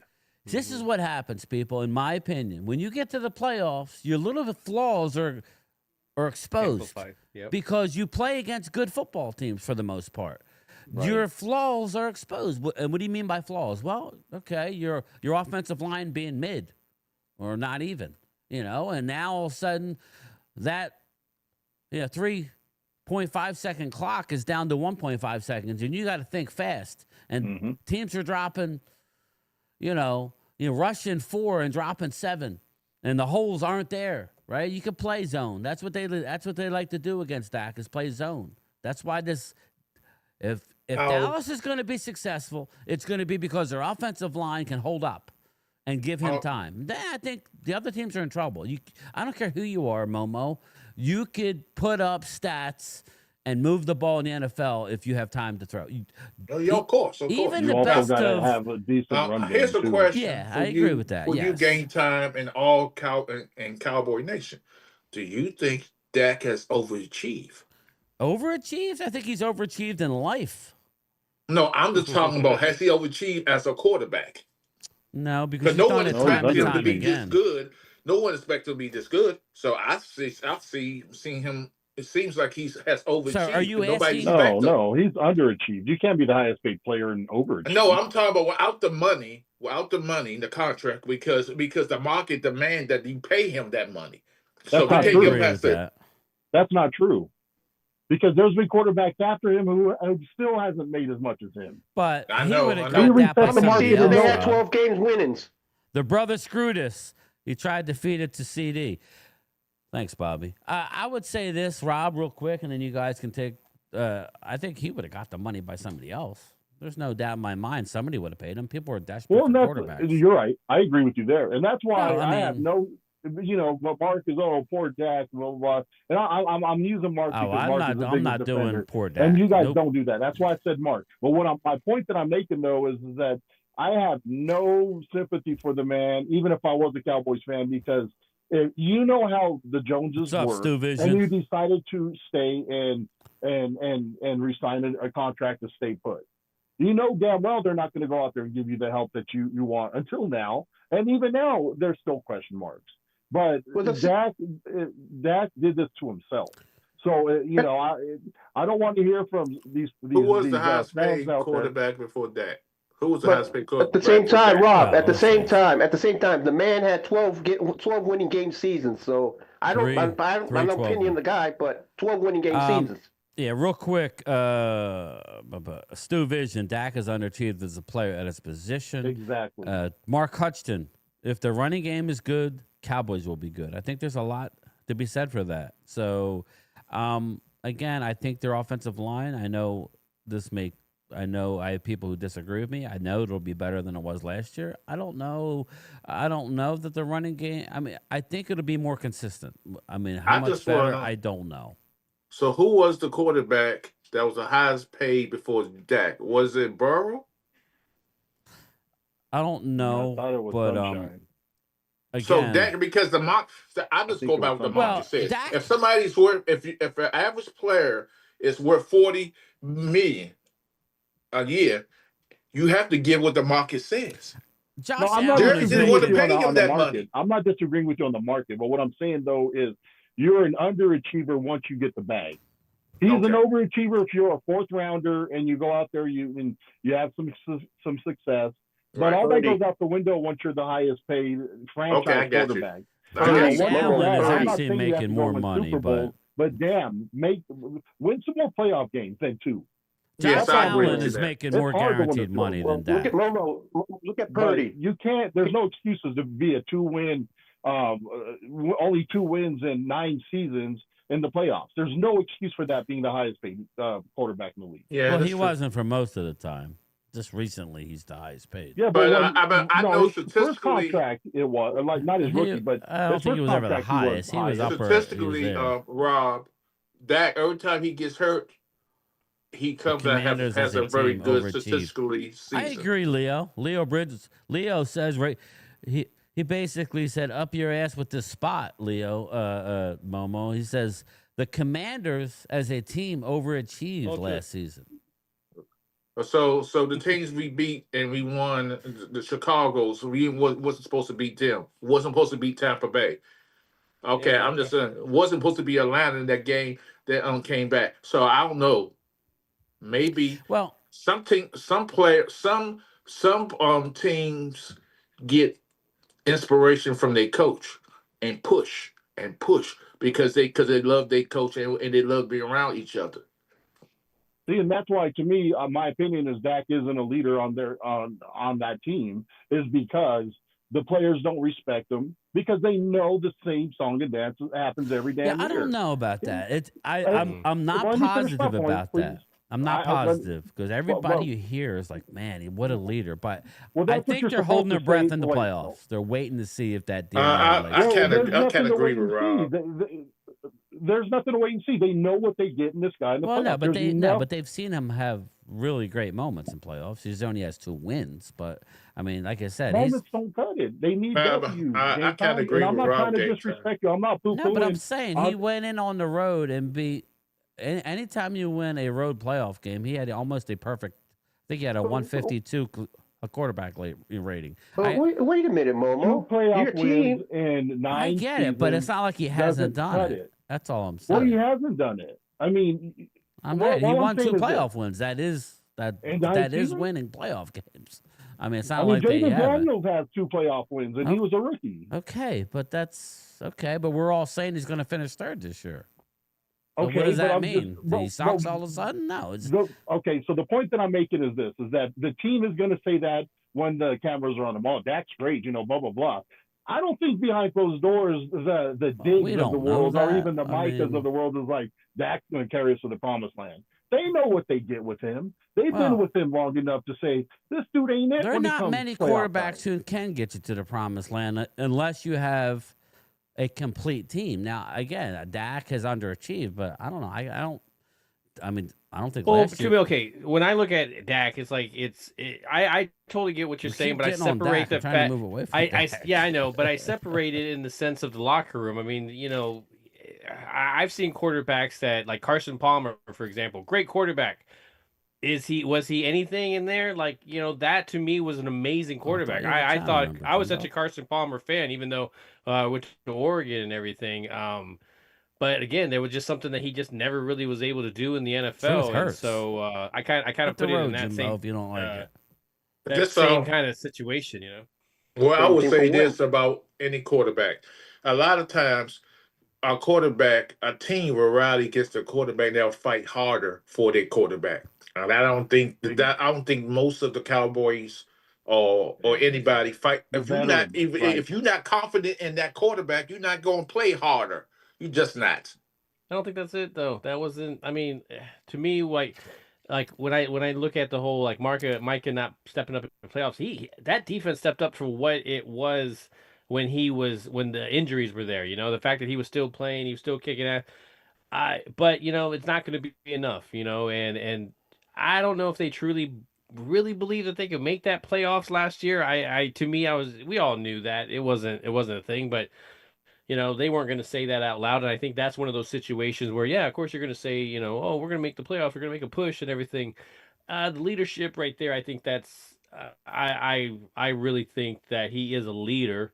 It's just, can he make decisions when it's clutch time? I think that's the problem with him. Okay, right I have a question. Let me read the super chat. Yeah, let me read the super chat. All this Dak talk, we need to stop the run and run the ball to be taken seriously. Again, that's what it's about. Yeah. I don't think the QB is the problem on this team. He has one more year. Again, Joe. I think the quarterbacks in this division are doing well. Yeah, okay, I agree. Stop the run the ball. Amazing things happen. It's weird how that works. Hey, so George, how are you? I just had this one thing I want to say. Let's go. Hopefully, it's not about Dak. Let's move. Hopefully, it's about something else. Again, like I said, I'm not trying to knock. Yeah, I don't know how we keep going back to Dak. I mean, Paul Rosie to Dak. Well, I mean, the chat kind of dictates that too. Yeah, I know, but I'm asking guys to bring questions in that are not Dallas. Okay, Dak. I guess let's get off of that. I mean, it's just an old narrative. I just feel that here's my question for everybody. It got nothing to do with that. Here's to everybody in the chat too. You have to comment on this too. Do you feel like the quarterback position, the quarterback is the leader of the team? Because I hear this a lot, and I don't know. I differ from that, but I'm just asking. I think the vocal guy on the team is the vocal guy, but the quarterback's always going to be the leader. I've seen. No, he's not the leader. I've seen fullbacks lead the team. Yes, yes. Like because they're more vocal. Jalen's the leader of our team. Well, I don't think Jalen's the leader of our offense. You're right. I think Lane Johnson. I think Lane Johnson and Mylata are the leader of our offense. Because I remember when Jalen's Taylor, a Super Bowl MVP. And he's still not the leader, in my opinion. No, he's not the. Yeah, that's the reason I asked that game time, everybody, because I always hear this narrative that the quarterback is the leader of the team because he has the ball most of the time. No, he's either throwing the ball or giving it to the running back. He is the leader of the team, and I always say no, he's not the leader. Because I remember, Momo, Lawrence Taylor was the leader of that team when they went there. When it went down to the Super Bowl, he was the leader of that team. Everybody respected and obeyed. I get it. Yo, you like cocaine. You like cocaine. I ain't worried about what he did off prior. I said what the product he had on the field. Remember, your Redskins felt a lot of it. Thank you for the compliment. Yeah, Troy Daniels. Let's hit the like button for Brian. This is a great stream tonight for a very productive. Love you all for the support from all the teams. Yeah, I love talking about all the teams. That's why I said I don't mind talking Dak, and we're very critical of Dak, but again, it does get old. It's we need to come.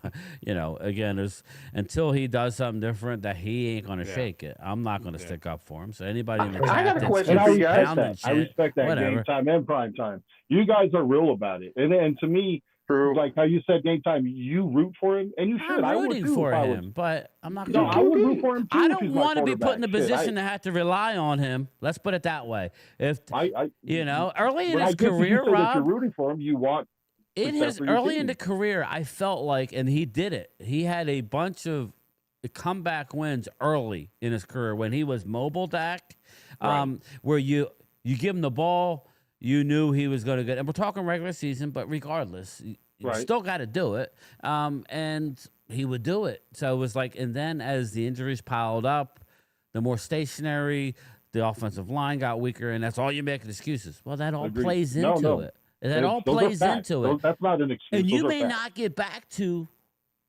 So what's the answer? Okay, well, you keep throwing first-round picks to your offensive line.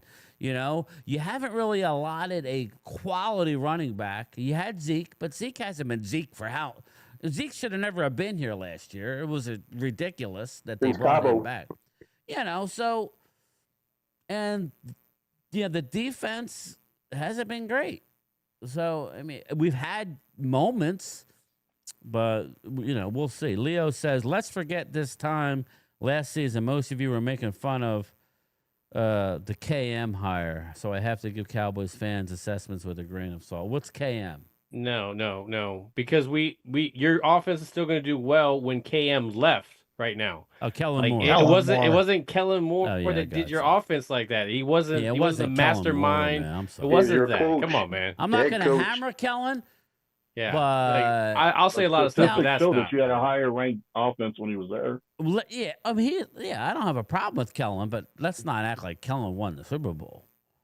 I agree there. I would say this, Leo. I would say Vic Fangio. I would say I would give Kellen enough credit because he hasn't demonstrated that he would do that. Remember we had this discussion going into the year last year regarding the Kellen. Was he going to do it? Like, was he going to try and stick a Dak offense into jail? Remember we talked about it? Or is he going to use the strength, read option, move the ball with Jalen? Jalen had multiple 40-plus yard touchdown runs. Hand the ball off, right? That does a lot. Again, I look back, that's how you win in this league. It's a scheme, style make fights, and if we and then you gotta have some luck involved. Yeah, you gotta have some luck. I have to give Washington credit was to very Leo. lucky I'm not this here year, to as crap Chris on him. Dooley said. But I think we was lucky this year. This past season. Yeah, I mean, I guess I have to give him credit because he was smart enough to do the right thing. He didn't try and stuff. But he adjusted to our strengths as opposed to trying to force a passing game on the Eagles' offense that was clearly a run first team. I will change the subject now. Like fast forwarding that to my Cowboy fans. Okay, we've seen Schottenheimer here. Okay, he was anywhere from working the defense. Is showing the offense looks, playing. He was actually running defense, Brian Schottenheimer. He didn't call the plays here in Dallas. He deferred to Mike McCarthy. Now, is he really going to implement what he's talking? Movement before and at the snap.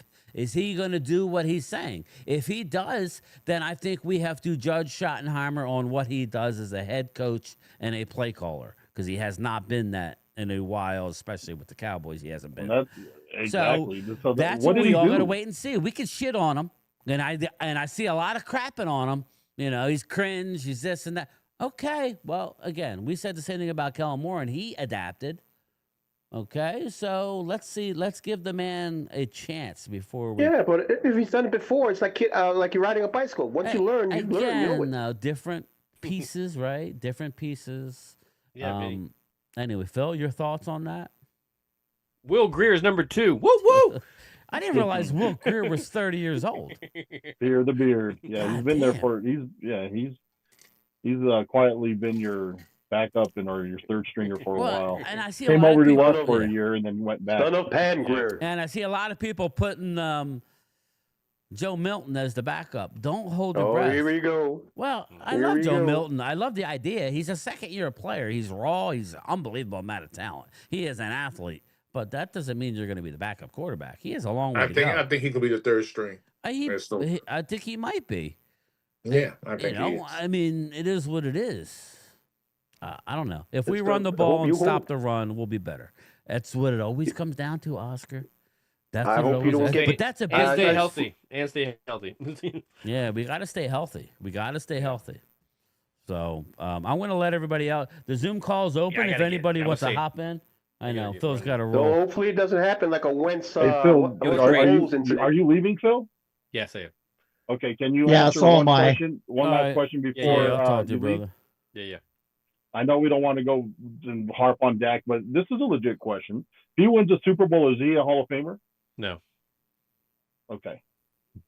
I don't even think I mean unless he wins I can't no, even if he was to drag him to a second one, I don't even know if I can give it to him then, just because like it's got to be him dragging them there by that second one or whatever. Like, but no, if he wins one, no, I still don't. Because you got Vinny out here calling me a hater. Well, hold up. I kind of disagree with you there, brother. No, not one. No. His playoff record. Well, let me ask you this, takes okay? more than one. Let me ask you this. Okay, so if he wins the Super Bowl, so that's what? 3 playoff wins this year? So now he would be 5-5, right? He would have a Super Bowl win, and and before his career is over, he's going to set. He's almost there now. Every offensive record pass. At the quarterback position. Well, if you want to put him in the Ring of Honor, go ahead, man. I'm just saying. You're asking me, do Well, I I see think him going to or Ring do of I Honor. think he would be? I think if he wins a Super Bowl, he as long as he doesn't have a catastrophic injury, he will be in the Hall of Fame. I don't know. I would have to see more, but yeah, I think he would be. The Hall. I don't think so. Well, can I just say this? The Hall of Fame has turned into the Hall very good. Guys. It ain't the greatest No, players. I agree with you there on the NBA, but not in the NFL. Dallas has more That's players, because the Rob, team that are hasn't been in deserving there to be in since a Hall of Fame What's that up, are not. Laurel? Cowboy. I don't disagree with you there, Game Time, but I don't think that No, could I'm be a just Hall saying of Famer Dallas after has. one. There's only one guy from the '90s offensive line who's in a Hall of Fame. I mean, that's egregious, bro. That's Okay, absolutely egregious. But that's what happens. Can I say? I just want to. I know people was messing with Debo, and then you had a Hall of Famer, Dak T.O. wins, he would talking about validate his stats, says Twiz. I agree with you, brother.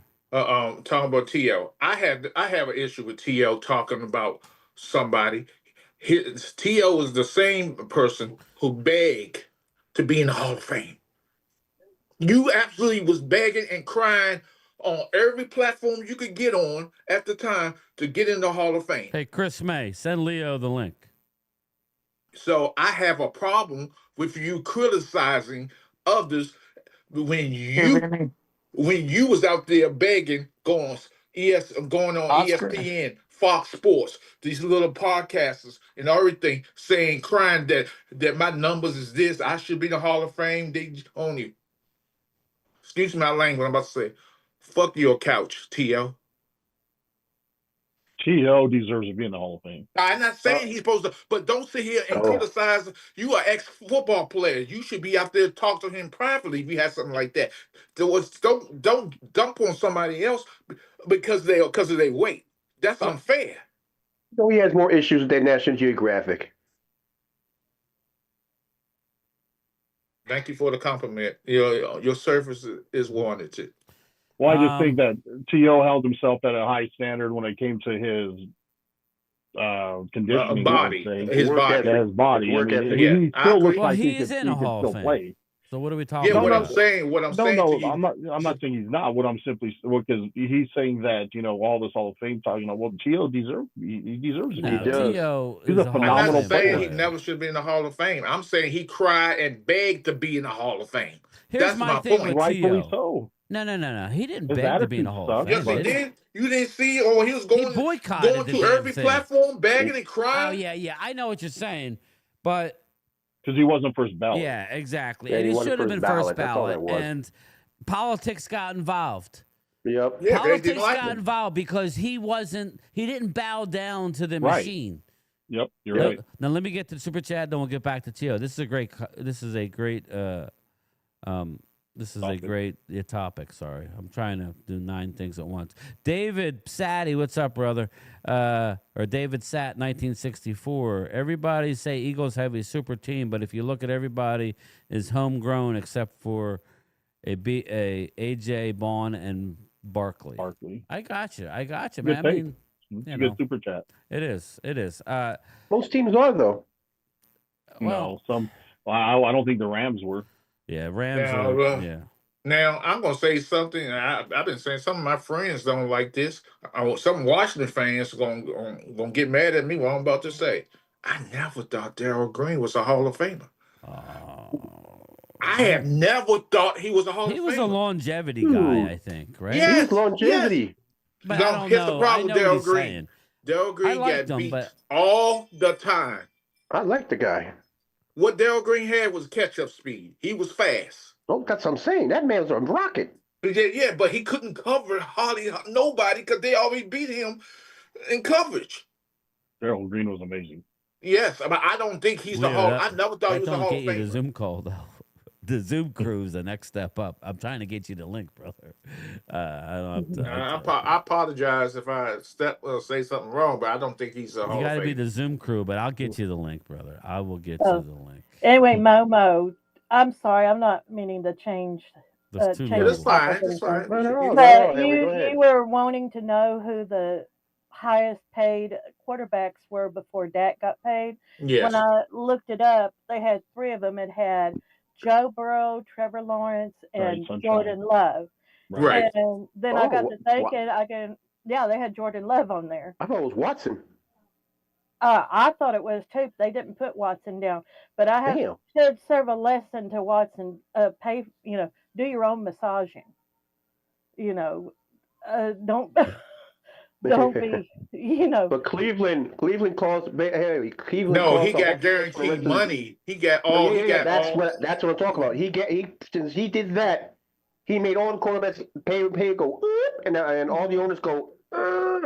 Yeah, They but should didn't have him on that list when I looked it up. But quite frankly, all NFL contracts should be guaranteed. You should not be able to, after a year or 2 years, and release me. I'm paying my money.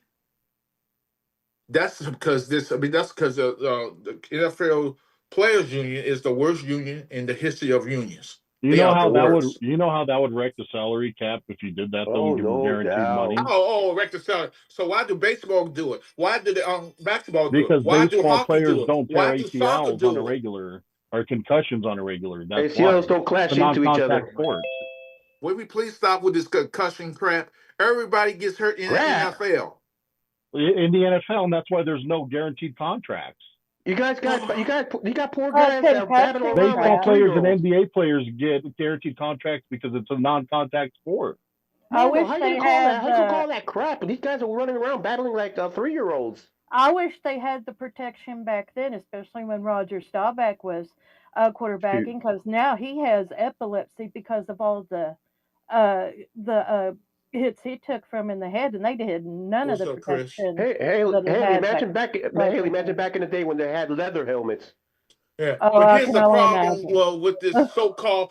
Stop trying to protect the owners. We need to stop doing this. The owners don't give a rat. I said in my rant today. I said the players don't care about the fans, and the owners don't care about the fans because they got all this money coming in from different sources and different platforms. They don't care. So we up there trying to say the owners care. They don't care about the players.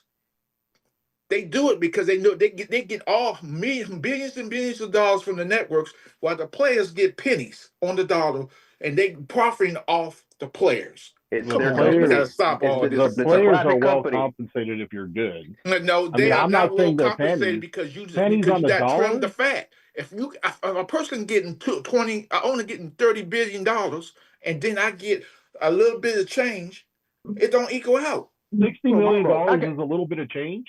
No, what I'm saying that everybody should have guaranteed contracts. That's my whole point. You can't. Momo, you can't do a guaranteed contract with the salary cap.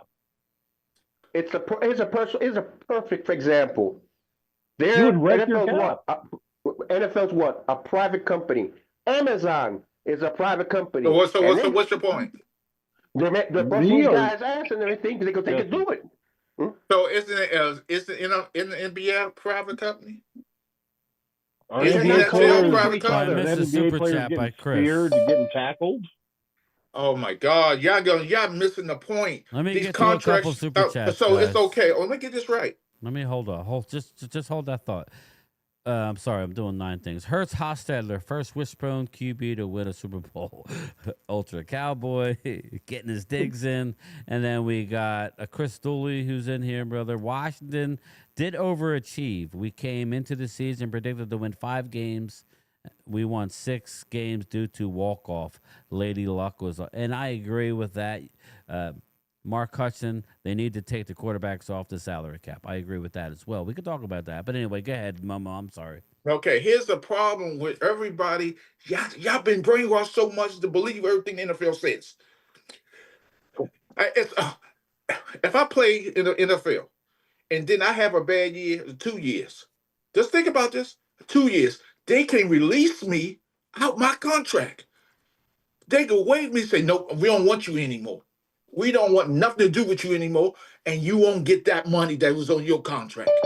The contract is not guaranteed. They give you upfront money now, but in your total contract is gone.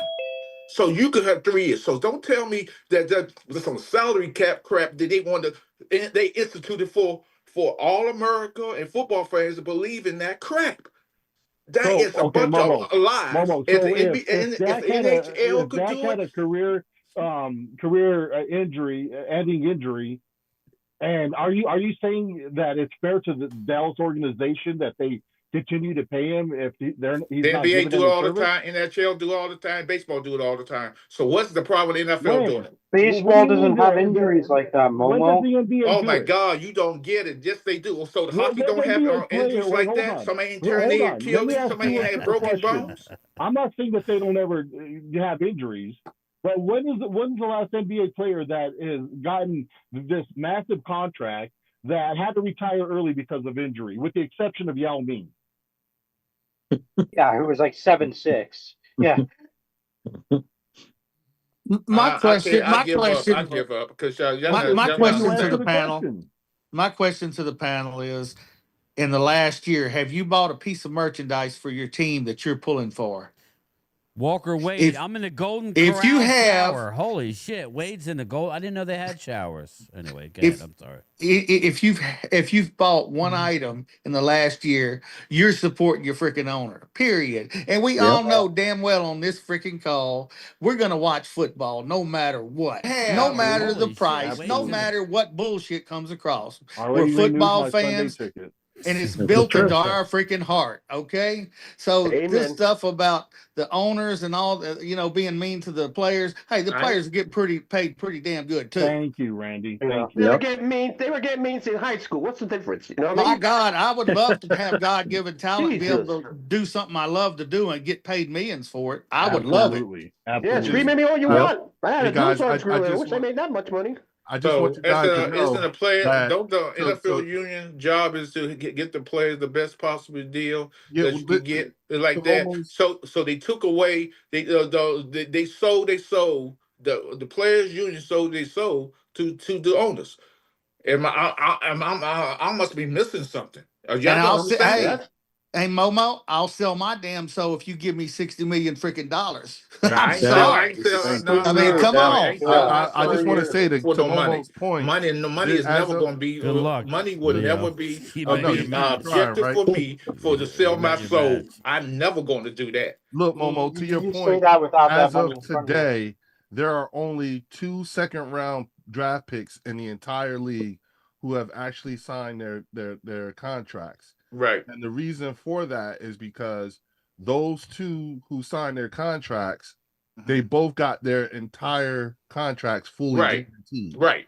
And first rounders too. The thought process is that what agents are trying to do right now is they're trying to get their second round draft picks with fully guaranteed with fully guaranteed money. Now you take into account like what happened like a week ago or 2 weeks ago with the collusion thing.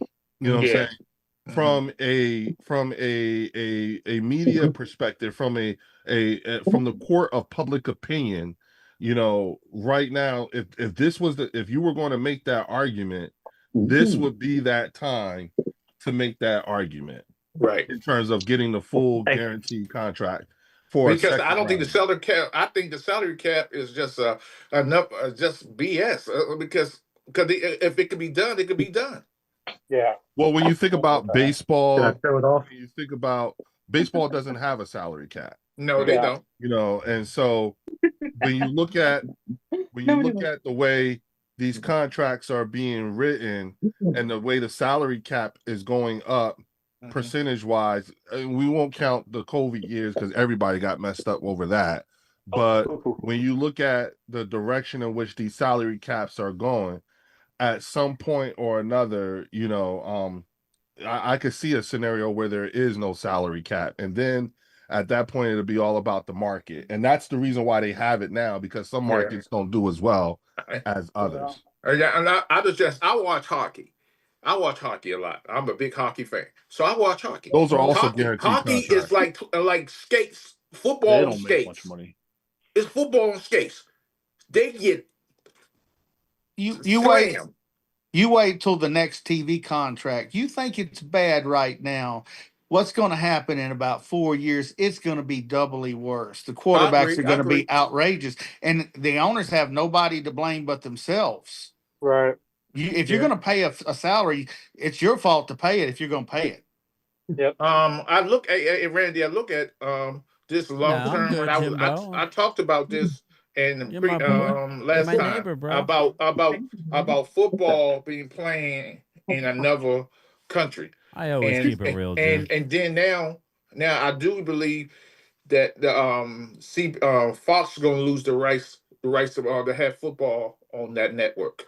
We're going to be paying for most of these games now. It's all headed to the streaming services. Yeah, we're going to be paying for games now. It's not going to be free to sit in your living room and watch football anymore. You know, the only thing we got going for ourselves, those of us who are basically in market, is that if you're in market, you can get it free. Yeah, but well, I don't know, Leo. I don't know if you dealt with this. We just, you know, I'm under Phil's plan, so I haven't decided. But like, I didn't realize because we got YouTube TV, and because I'm part of Phil's family, he gifted me you could send anybody if you buy the NFL ticket. As long as you're a family member, you could like share it with them. Hi, Dad. But here's the problem. I got locked out of my YouTube TV, so I have to use my wife because it's showing me that I'm part of Phil's Florida family. But what I'm saying is that last year New Jersey was a state, and it was not fair that you had to pay the whole. Like when I went on to buy it, we had to pay the whole price up front. Yeah. How much was that? This year, if you go on, it's different. Now it was you like can pay almost installments. $350. Really? Yeah, it was like $350. It's like $380, I think. I mean, whatever it is. I was paying $300 for but that. Now it is. I haven't done it because I got to decide whether whatever. I agree. But now it's like 31 something a month for 12 months. Now, so Mark made actually a allowed great at this point. time. Mark made a great point about NFL ticket and just like cell phone service. If you a new member or a service member and you join, they'll give you this deal half off on it. People been with the Sunday ticket for about 20 years. They can't get a deal. They do that. Yeah, I remember doing it with DirecTV. I'd pay, and then I would pay all this money, and then basically inactivate my DirecTV all year because it was horrible service.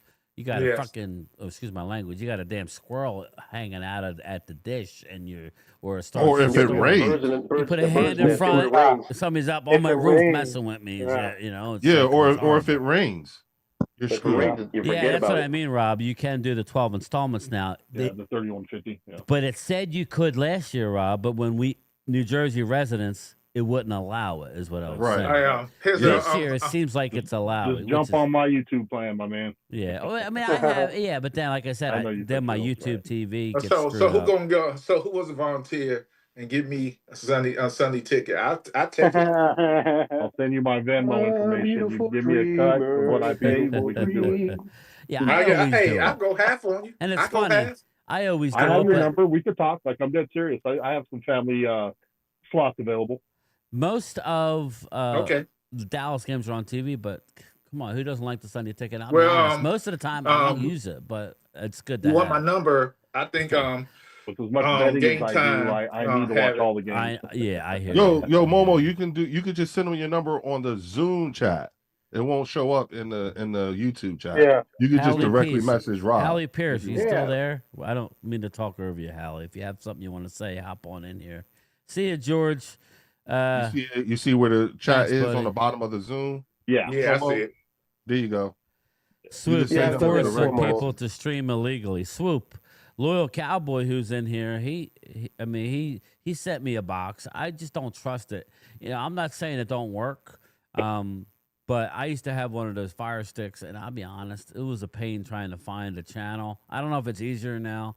I'd go on Cody and Cody is horrible. it's a pain. You That's know, all, and I'd rather like just it. pay the money and be happy. Yeah.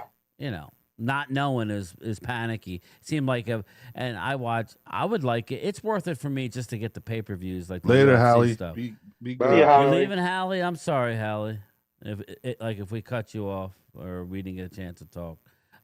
But yeah, Twiz, if it works, that's good. That's the thing. I don't know that it works or it doesn't. I mean, my experience with the Fire Stick in the back of the TV. Well, my Fire Stick, I know how to run the Fire Stick, and it's like that. And I always like that. You just know how to work it. You just learn how to work it. And that's It's what just it always needed to be updated. You know, That's what I hated about it. I like it. I like it for the UFC because you know Me you have to too, pay like Joe. 60, 70 Me to fight. too, You Joe. know, I like it for the UFC and the boxing. Hey, All Joe. those bullshit Jake Joe, Paul don't be fights surprised like if you last have weekend. UFC looks like it's going. Game time. That dank box gets the loyal reception. I agree, Jesse. Don't be surprised if Saudis buy it. Well, Yeah. I will say this: I'm not a Jake Paul guy, but he did step up, man, and gave a lot saw of that money fight. to Ben Askren for the double. Here's the problem. He's done a lot for women's Here's the problem. boxing, He's too. not a fighter. What they have done, boxing has sold their soul because it's all about the money. It ain't about the boxer. Jake Paul he can't beat the top 50 fighters in his weight class, let alone the top It 10. just seemed like Chavez was pulling back on punches. Oh, he until the was. end of He that was. fight. He Well, was. He was paid not to fight. He's old, Now man. he's ranked. He's a number 14 Yeah, I saw WBA. that, And now Isn't Jake that Paul's funny? supposed to be fighting Butterbean, right? Let him go against Canelo. You're gonna get Canelo will put that the to Ouija sleep. board. and Right. resurrect He him. doesn't want to. He doesn't he want to don't talk want to none the, of to, Canelo. the current active fighters. Right. His next, D next says fight I will got be streaming Canelo. networks and Spectrum. Hey, Leo, Butterbean is a disgrace to go here in boxing. Philly, one of these young gyms here, get one Thundercats What's in there. up, Troy Hagan? Say that Long one more time, brother. Jesse. Yeah, get in here in Philly, one of these gyms in Philly, get one of these young Thundercats to get on them. Listen, Oh, Jess. Let Bud Crawford get a hold of him. Bud I know Crawford the will one. kill I him. know the one that'll probably get him, which is. I think I know what you're talking about. I know what you're talking about. What's my man name? He was in prison. Yeah. Not Hopkins. Bernard. Yeah, Bernard. Yeah. You think He's Bernard's like got him? 55 now, though. Yeah, I think Bernard to give him. Yeah, but he's a different animal, bud. He's a different animal. Yeah, He's a different animal, but he's still 55. Yeah, Yeah, 55. yeah. Exactly. Going up against a 30-year-old guy in his Right. prime. Yeah, put him 3 rounds. Can I Put him in there against something? Canelo Can I or say like something? Put him in 3 rounds. One at a time, guys. You're talking over it, Joe. Let me tell you the story about Jake Paul, and he got 2 things going on, him and his brother. That Ponzi scheme they did of that Bitcoin, they still got to pay those folks off that money. And then that That was his Prime, brother. I think it's Crawford both beats of them. It's Canelo. both of them. And the Prime drink, they got caught up with the Prime drink because That's they his didn't brother, put the bro. right ingredients in the Prime drink. You have to listen Can to I just tell ingredients. you guys, my kids were on a Prime kick. I think it's some nasty taste. It's It's horrible. It It tastes has too zero sweet. I know sugar. there's not a lot of sugar, but whatever they It put has in it, zero sugar and it tastes like candy. it tastes Yeah, like candy. It's not that refreshing. I work for, It's not people are trying to refreshing figure at out all. saying, ew, that's disgusting. You know what? Game time when I was in Baghdad and when I was in Afghanistan too, I used to see those guys who were going out on patrol or who Joe, were you coming got in that? off a mission, and they would have those big ass things of Monster drinks. Yeah. You know, those drinks, God. the Red Bulls. No thanks. You know, I remember and that. those dudes will come back and they be so wired that it scared the shit out of me into not even drinking it. I don't touch those things. I haven't touched that shit. That shit fucks your heart up. Yeah, I was just about to say, I used to where drink a that's lot of just the not good for Monsters, but I stopped. Yeah, Yeah, but guys, when those as a guys, what up, witness- Drew? You know what I'm saying? As a witness, I had those. I had those damn energy drinks. I ended up AFib. 3 months in the hospital. Yeah, see, those energy drinks are not good for you, man. It's a big market. It's a billion dollar market. I got off of them this year, and it's been awesome. Stay off of them. The Ultra Cowboy. The Ultra Cowboy says Sugar Ray, Durant, Tommy Hearns, Benitez, Walter Waits was great. I loved the Sugar Ray and Tommy Hearns. I like Hagler, Hearns. I like Trinidad. I like. They don't make them like Hagler anymore. That's the problem with boxing. Yeah, Marvin Hagler, Cesar Floyd Mayweather made it easy for fighters to duck each other. He had an unusually large head. Yep. You know, hey guys, remember Tuesday night fights? Yeah. Yep. I used to watch with my dad. Rest his soul. Yep. You know, Randy, what's up, brother? I was watching the game. I was watching the fight. Oh, I'm just listening to everybody. Yeah. So where do you guys want to go next? Let's try and dial back into football. What do you guys? All right. I mean, what do you guys think here? Anybody have something new to add here? I wanted to know something about you guys. With all of the noticeable changes that have taken place in Dallas that we've been talking about over and over again, what hasn't changed that's still a cause for concern? What hasn't ownership changed that still a cause for concern? The quarterback. You're right, Loyal. Ownership, Leo. But here's the thing. But Leo. I think it has changed. I think Steven and Will McClay have taken over the team based on based on what I'm seeing that hasn't happened, and Will being he asked a question and then I'll let you go. I think I was just saying I don't believe that's the case, but go ahead, Loyal. I'm sorry. I like I said before, Leo, I think that this coaching staff is going to surprise a lot of people. I really do, because Schottenheimer has a chip on his shoulder, because people have said for years he's not the guy. He's been in the league for 20 years, and I believe in his head he's been like waiting for this moment. So I think that that's going to be the difference. Now the ownership, you ain't gonna be able to change him no matter what you do. I'm about to go. Rob, you get my message? Yeah, my man. I got your phone number from last time we were in that group text, so I'll shoot you a text, or actually I'll just give you a call tomorrow. Okay, that's fine. And Leo, Drew, I'm still working on that. It was bad. It was bad, Drew. It was real bad. No problem, brother. I'm on your time, Momo. It's all good, man. All right. And Laurel, appreciate you. Leah, as always, love you. I love you too, Momo. Wow. Later, bro. Wait. Links out. And then he links right out. Momo, the only one you love? What's going on, bro? What's going on? Yeah, what's up with that, Momo? Hey. Yeah, spread the love, man. Spread the love like you spread them cheeks. You he-whore. Hey, spread the love like you spread them cheeks on Mark's channel. Yeah, man, come on. What's up with that? Give me some of that action. Just threw up a little bit. I ain't never gonna live that down, am I? No. Hell no. Hell no. We're gonna put a plaque for you, Momo. Thanks, I just want to say this to Momo. One of the things that I think about when the conversation comes up about the sophomore slump and so on and so forth, it's not just regulated to just Jaden Daniels. Like it's your entire defense as a whole. Leo, yes. Say his name right, bro. That's Jalen Daniels. What I say, Jaden? No, I'm just talking stuff about Mark Owens because he always calls him Jalen. I know it pisses me off. It pisses me off too. Jalen Daniels. Jaden. Good one, JoJo. But the thing is that, and that's why I said earlier in the chat, the team as a whole overachieved. And so that sophomore slump that we've been talking about, it's, in my opinion, it's not just regulated to just Jaden Daniels. It's the coach too. It's the coach too. Yeah. It's like now we're getting to know, and your offensive coordinator or game or passing coordinator was one of Jalen Hurts's main QB coach, who became our offensive coordinator, and then we got rid of him 2 years ago when we had the collapse at the end of the season. Right. So that's who you have on your team. Right. You know, that's running that offense. Right. I agree with So you. that So, familiarity and also knowing the type of coaching that he's getting, you know, like that whole Brian coaching staff. Johnson. Now to my Loyal's final point, word, my final word on that. You're absolutely right what you said just then. But I believe that Cliff Kingsbury is no longer going to be after this season. I think he's probably get a coaching job, and I believe that Kellen Moore is only going to last two years of the coaching job, head coach job he has, because I don't think he's very good. No.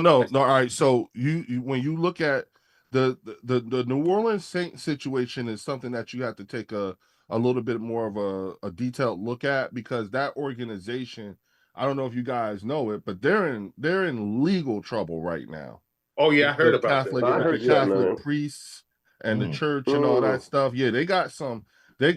Kellen Moore knowingly went into a situation where there's going to be some challenges that they have to overcome that will end up ultimately showing up on the field. What Derek Carr didn't help the situation. It actually will have exasperated it a bit, you know, because they have to you know, Kellen's still going to be looking for a quarterback regardless of who they brought in this year, you know, because it wasn't the situation that he thought he was coming into. But at the same time, that team, as that organization, front office, ownership, you know, remember the father was like, the kids was fighting over ownership because the father was sort of kind of losing his losing his memory and everything like that. So Dan Benson. So it's like when you think about those teams and you think about those situations, I wouldn't be so quick to put Kellen Moore or predict when Kellen Moore or if Kellen Moore would But ever be on a sometimes hot the coach is the scapegoat at times. Yes, but the thing about it is that these things have been quietly going on before Kellen Moore got in there, and I'm sure I wouldn't have took the coaching job. I was surprised he took that. I think he took the Well, he coaching didn't job know. with He didn't certain know guarantees.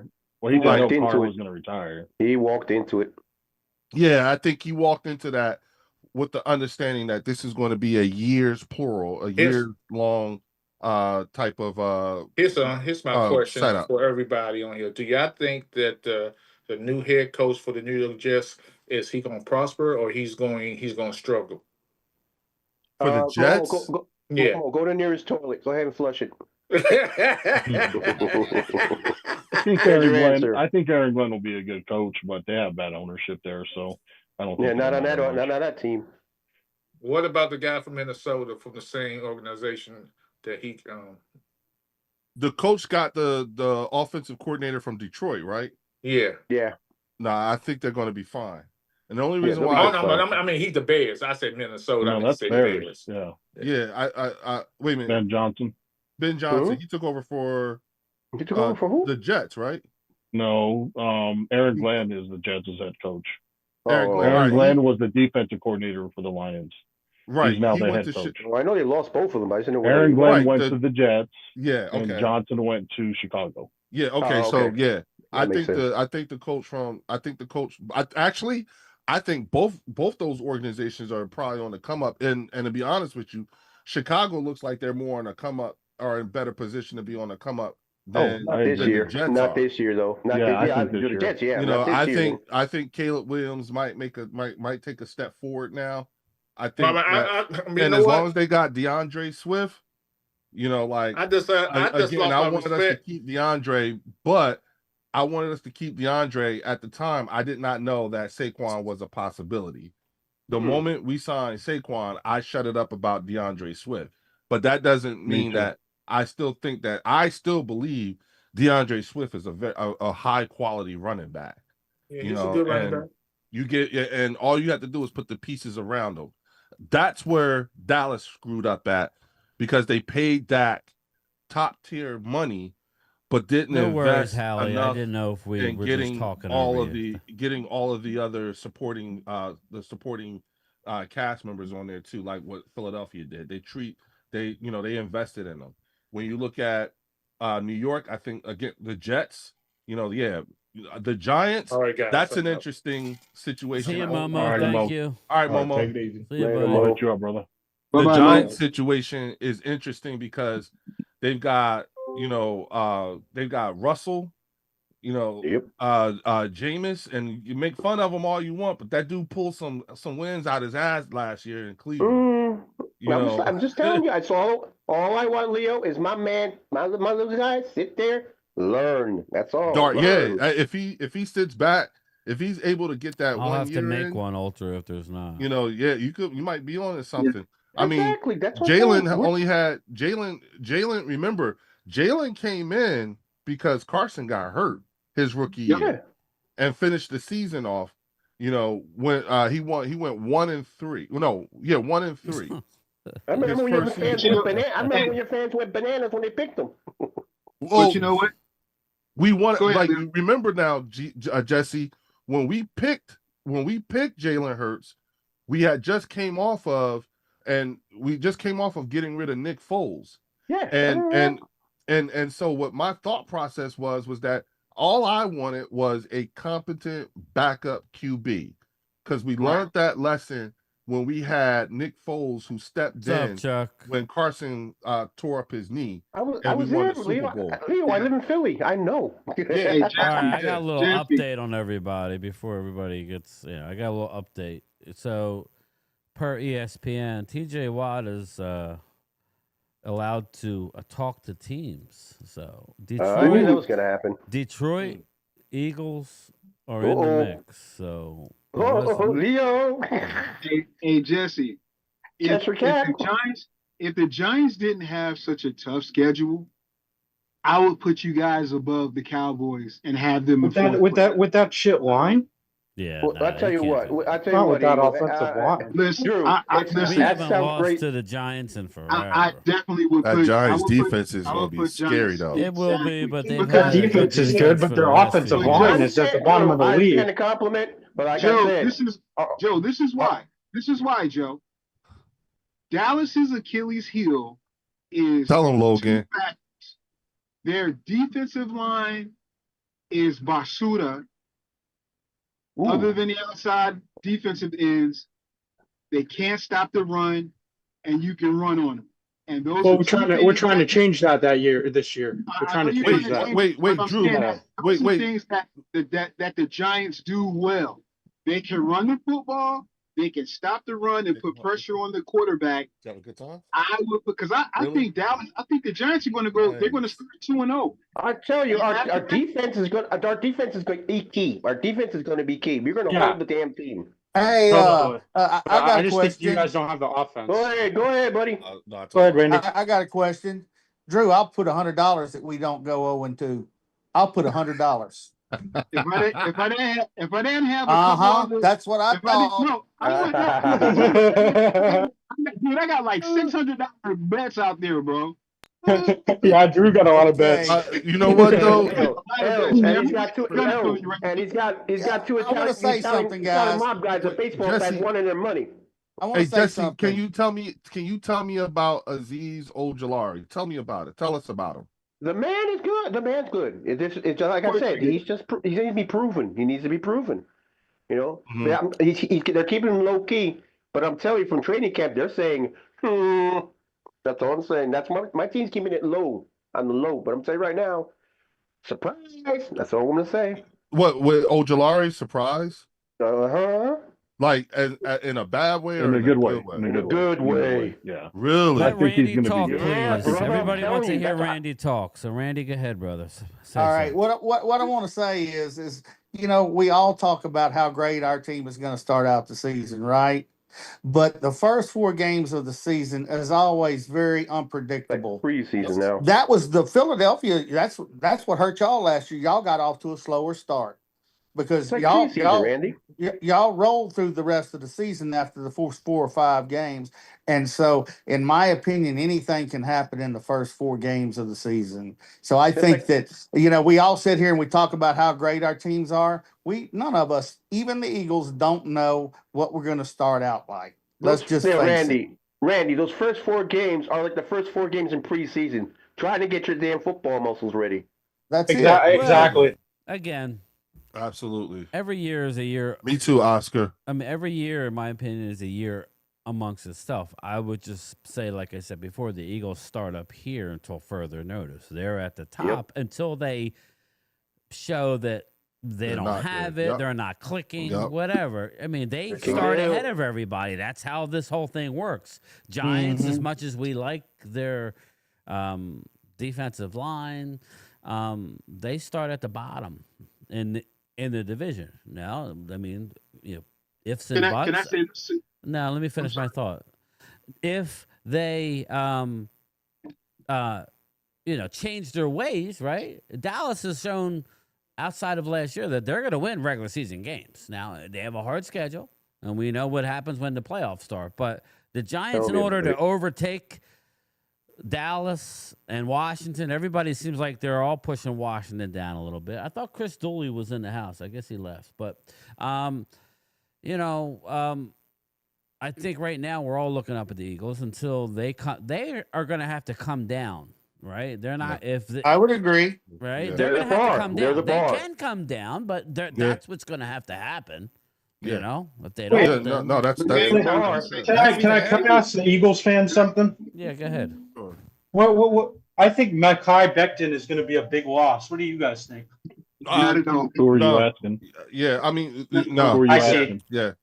Yeah, no. Okay. Yeah, that's succession plan. We won't miss a beat. Yeah, the kid we got from the Texans looks like to be the same type of player we got when I came over.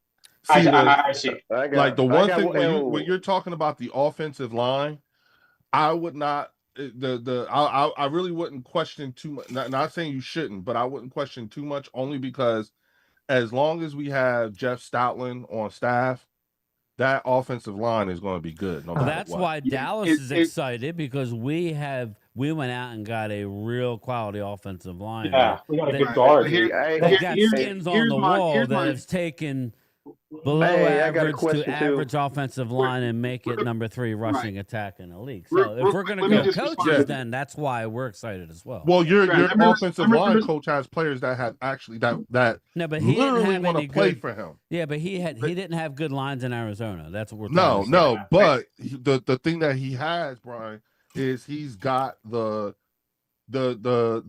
offensive line room has totally bought into this guy. Right. That's what I mean. And that's the part that's the one thing we're gonna see. That's where we don't know where we're gonna be. But I hear your offense. I've been watching some of the stuff and been listening to some of the guys, and I'll be honest with you, I do hear a similarity between the way Dallas players talk about their offensive line coach versus the way and they have to prove it. So it's all we got to prove it. Talk. You guys are proven. We're not now. Yeah, right. And that's my whole point with Dallas. To me, and I'm not trying to be funny. Dallas is looking up at the rest of the division. They are. Well, not the rest of the division. Let me finish. Dallas is looking up to the rest of the division because they don't have an established culture. Every team in this division has an established culture. Giants have a bad culture. Giants have a bad culture. We're working on it. Yeah, working on it. Yeah, working on it. Yeah. They don't have the talent. The defense glue they together. don't have the talent that some of our teams have, but they have an established culture. So does Washington. So does the Eagles. Dallas does not have. They're developing a culture. Giants have so that's the biggest question mark. When Giants is that have no culture going to get? When is that culture going to get? I don't know.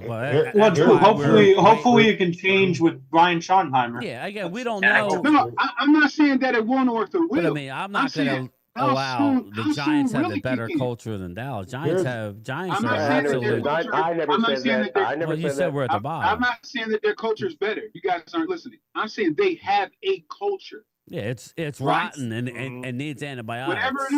Whatever it is, don't worry, that's the defensive board. They're antibiotics. Ultra had the Zach Martin look bad. He made Zach Martin look bad. What does that mean? Yo, I got a question for the panel. Yeah, Zach Martin was bad last year. Though. Now they're saying Steen may not start though, so we'll see. Okay. Stay tuned. Hey, I got one here. Hold on. Here's a question for Drew. So you're saying that we can't stop the run, but we got a lot of defensive end players that no one knows anything about, including us, because they've been hurt. I mean, we got Easy, The guy we just drafted. Sam Williams. We got Sam Williams. He had 7.5 sacks as a rookie. Full season. We He got has a lot of He potential. hasn't played a full season, so We haven't seen it though. For everybody to assume that we're going to have a bad run stopping team, that's quite a big question mark. It could be better than what people think. Let me answer you. I don't think that Dallas is going to be able to stop the run, and here's why. In a recent interview, because of Mozzie Smith? No. In a recent interview, Nolan Smith said this: "On my way to the quarterback, Future I have Steeler. to stop the run." He said, "On my way to the quarterback, I have to stop the run." That's the mentality and the philosophy that Vic Fangio brings to our team. Dallas does not bring that philosophy. It's rush the quarterback. And hold on, let me got a finish. new defensive coordinator. We're trying to change that, Drew, with all the new linebackers. Let me finish. Let me finish my thought. The defensive ends are crashing the quarterbacks. Your three techniques, they're pass rush specialists. They're little dudes. They're little guys. Our line is going to eat those guys apart. You have to have the mentality to stop the run. If you don't have that mentality, it's not going to work. Now, will it work? I don't know. Yeah, we don't know yet. Will. You don't know that it won't. I don't think it will. Nobody knows. But you don't know. We're relying on the linebackers. We're relying on the different players this year, The so you linebackers don't know. can't stop. Look, Joe, the linebackers can't stop the run if the defensive tackles don't protect it. But we If your did address defensive a tackles are bunch of getting blown defense. off the We brought a line, lot of defensive they're people gonna in, get so you don't know that destroyed. it The won't. linebackers are going to get destroyed. You don't know that If it that, won't. if that offensive lineman, if the guard goes to the second level, then But you're we not brought in gonna a stop lot him. of but we brought in a lot of guys. Right? Guys, I got a Just say question it's been not gonna floating work around. until you I see got a it. question been floating around the entire sports area. What do you think about Cleveland? They got the first round pick next year. What are the chances they might pick up a quarterback? They got one. They got Shador Sanders. Just saying. I think they got 5 on their roster. 2 of them are Yeah, rookies. but if they see something good, really good. Well, That's been, I think that's been floating around. I think Shador's going to be okay. I don't think Gabriel was all that. You mean anyway, Arch Manning is who you mean? I don't think that. from my understanding, I think it's looking like Shador's like made his way to like the number 3 or number 2 quarterback in Just that saying. room now. You know, As long as so he can stay out of they trouble. might actually have. I think now. if they had the number 1 pick, they have so many holes to fill. They'd probably trade out and roll with one of their current quarterbacks because they have too many damn holes to Well, they got fill. quarterbacks for sale then. Dallas should be looking at Archie Manning. That's what should be looking at Archie. Dallas. He hasn't even started a game We're not yet. gonna be nowhere near that. Nowhere near it. You won't be in the top 5. You guys are close to it. But you know what though? You know what though? Y'all do have the draft capital to make that kind of a run at the top. I just can't see Jerry Jerry doing that. Jerry's not giving up multiple first or second Nah, rounders. bro, they in double digits like us. They But got not like first or second rounders. They have Yeah, like they got a lot of like 12 3s, like 4s, 8 and draft 5s. picks next year. But they don't Nah, bro, have. Jerry Dallas loves got his like picks. 12. They don't have multiple first or multiple seconds. No. Yeah, I But thought they they got had a They have a lot bunch of of Take to move up to they the have a top bunch 5. of compensatory ones, Rob. Right. Yeah. But Rob, in order to remember move to the we top lower 5, you're lower gonna need round. to- One at a You're time, going to need to guys. give up. You're going to have to Talking give over up each other. multiple first or second round Oh, picks. of to get to the course. top 5. If you Yeah, want to but- get Arch Manning. Totally. But that's the thing though, Rob. They actually have the draft capital. No, they because don't. they don't even Wow.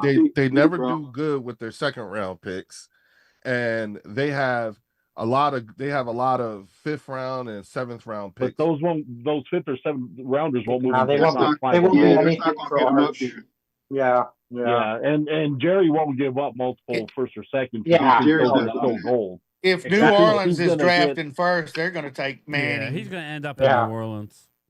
Oh, They're going I to think take New Manning. Orleans is yeah. gonna I be can see dreadful, that. guys. I really do. I do too. And that's No, I don't like, see. I don't see Papa Manning letting him go over there. no, he will. I also think another team that's flying under the radar is Denver. Oh, I love Denver. I told Rob Yeah, a I think while back. they're already. Yeah, Denver's I a think sleeper. I- Denver's a Can't sleeper. sleep on them. I think They're a it's sleeper this they're a team. sleeper They're team. I think They're a I sleeper actually, team. I'm actually may do a futures bet with them. I have a weird feeling that they're going to be in the Super Bowl. I don't know. I just got think that It's about feeling. Denver, right? Yeah, Canton? yeah. I Shannon Sharp playing? no. I Listen, think dog. that, Jesse. Yeah. Sean Payton and them. is going to screw up somebody's dream season. They're going to mess it up for somebody. Mark Hutchinson says Arch Manning's not coming out until after the 2027 season. I agree. Yeah, He's that's not what coming out I this thought year. too. But yeah, point taken. I mean, listen, if Dak hurts himself, it could be another bad year. Because, when Dak's healthy, he normally does well and That's puts any up enough quarterback. wins. That's any No, but I'm quarterback saying, playing. particularly in Dallas, seems like Dallas will win games, We'll see about the schedule. But if he gets hurt, it could be ugly again, and then we may. But true. You know who I'm worried about? They don't have enough Brian? foresight to set up for it. They'll, excuse me, but they'll shoot their wad next year, and instead of trying to set up for Arch Manning, because you can say whatever you want, he hasn't proved it. Arch Manning has a level of pedigree. Just you got it. I would bet on that kid. How about Manning? What's up, Randy Wilco? How are you, brother? San Francisco has such an easy schedule, though, guys. It's crazy. Yeah.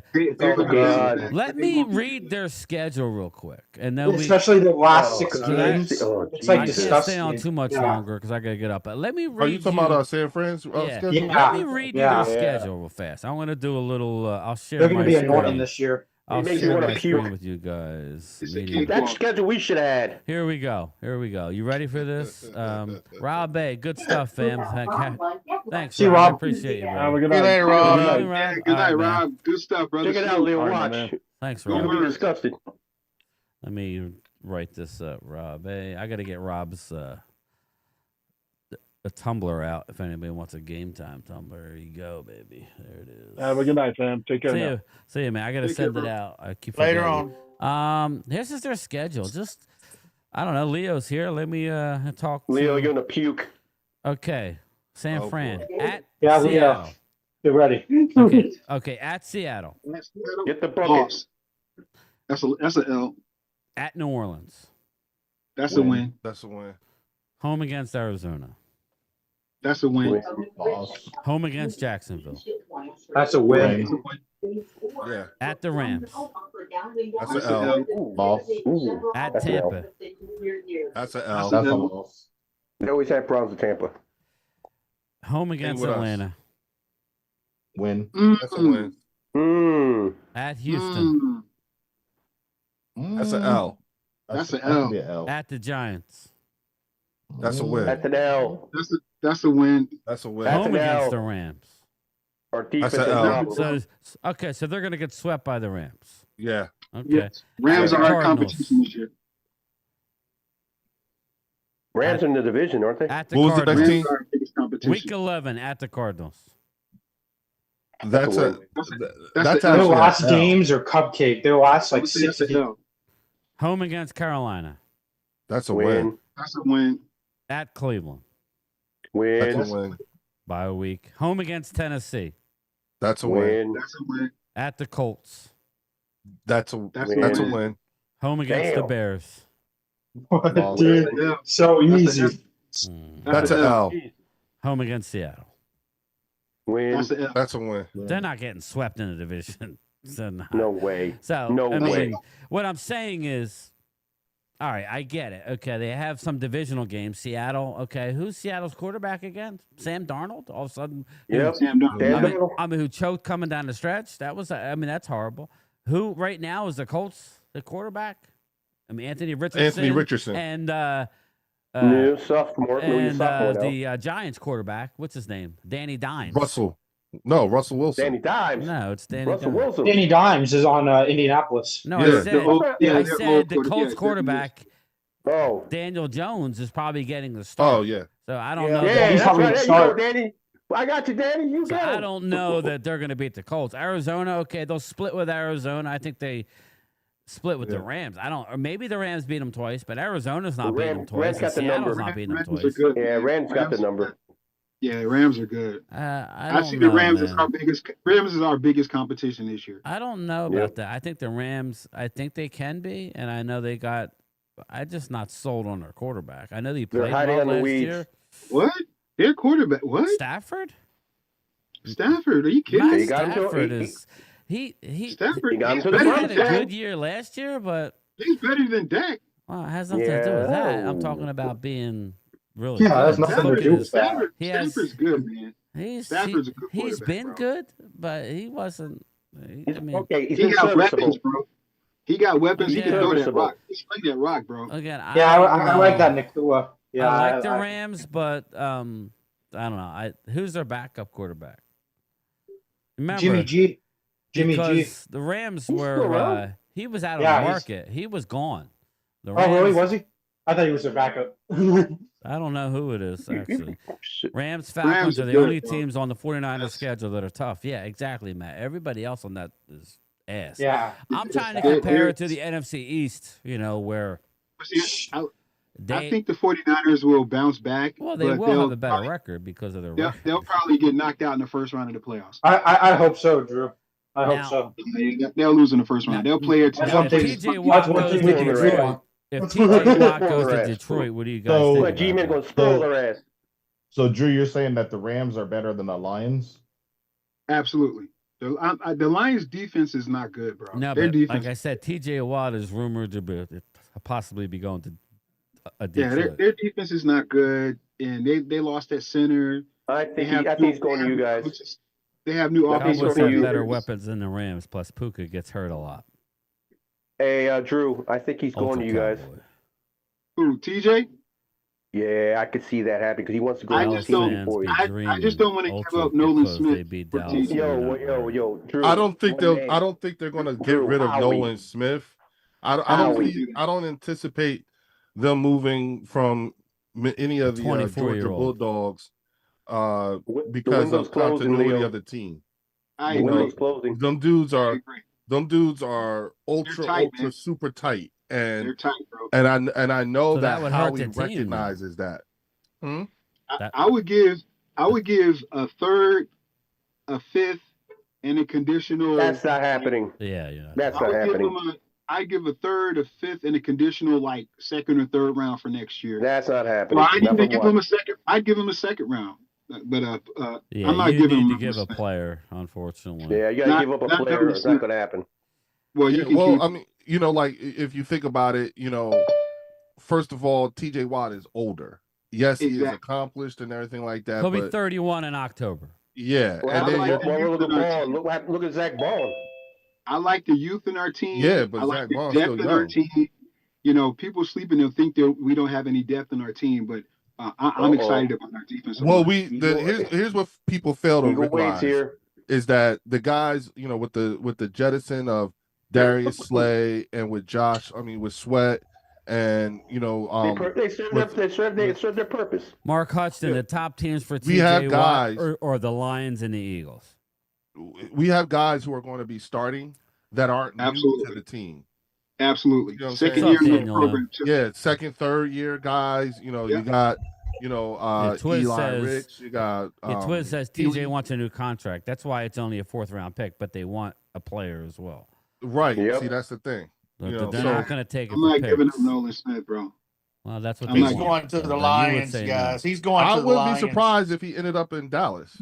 Nah, we got too many Nah, defensive we don't- ends. Yeah, No, but they- you guys have a Dallas lot is of a money, team. and those defensive ends can be trade. Looking like around you the said. league, That would be suicide for Dallas. looking around the yeah, I don't know. I agree. Looking around the league, I don't know. Just The look at- Lions. yeah, I'm talking about outside of the Lions. Who are we really talking No. about? Well, what can we say about Houston, the Lions? maybe? Game time. We don't Maybe know who Houston. Game time. Dallas. Detroit. New offensive coordinator, new defensive coordinator. Remember Yeah. what happened to us? Supposedly it was in line though with the, it was from the same staff, right? Yeah. Oh, So and it should didn't be they fine. and didn't Glenn and Davis didn't they both plunder and pillage talent from off that Detroit staff? So Yeah. I don't anticipate Detroit being as good as they were last year. I'm not saying they're not going to be good, just not as good because again, you got those growing pains that You got teams Green like Bay knocking on the Or door. maybe Tampa. I'm looking at Green teams Bay, that they got another weapon for love. So Green Bay. Tampa I got don't a lot see- of weapons, but I don't know. I I'm don't just see saying. him going Bears, anywhere.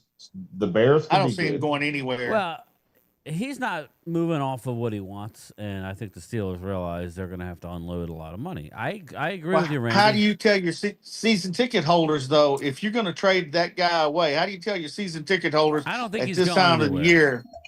Yeah, that's what I'm saying. To Ultra's point, I don't think he's going anywhere, but somebody's leaking it out, and it's again out there again this evening on that there's multiple teams, and Eagles and Detroit are one of them. So that's all.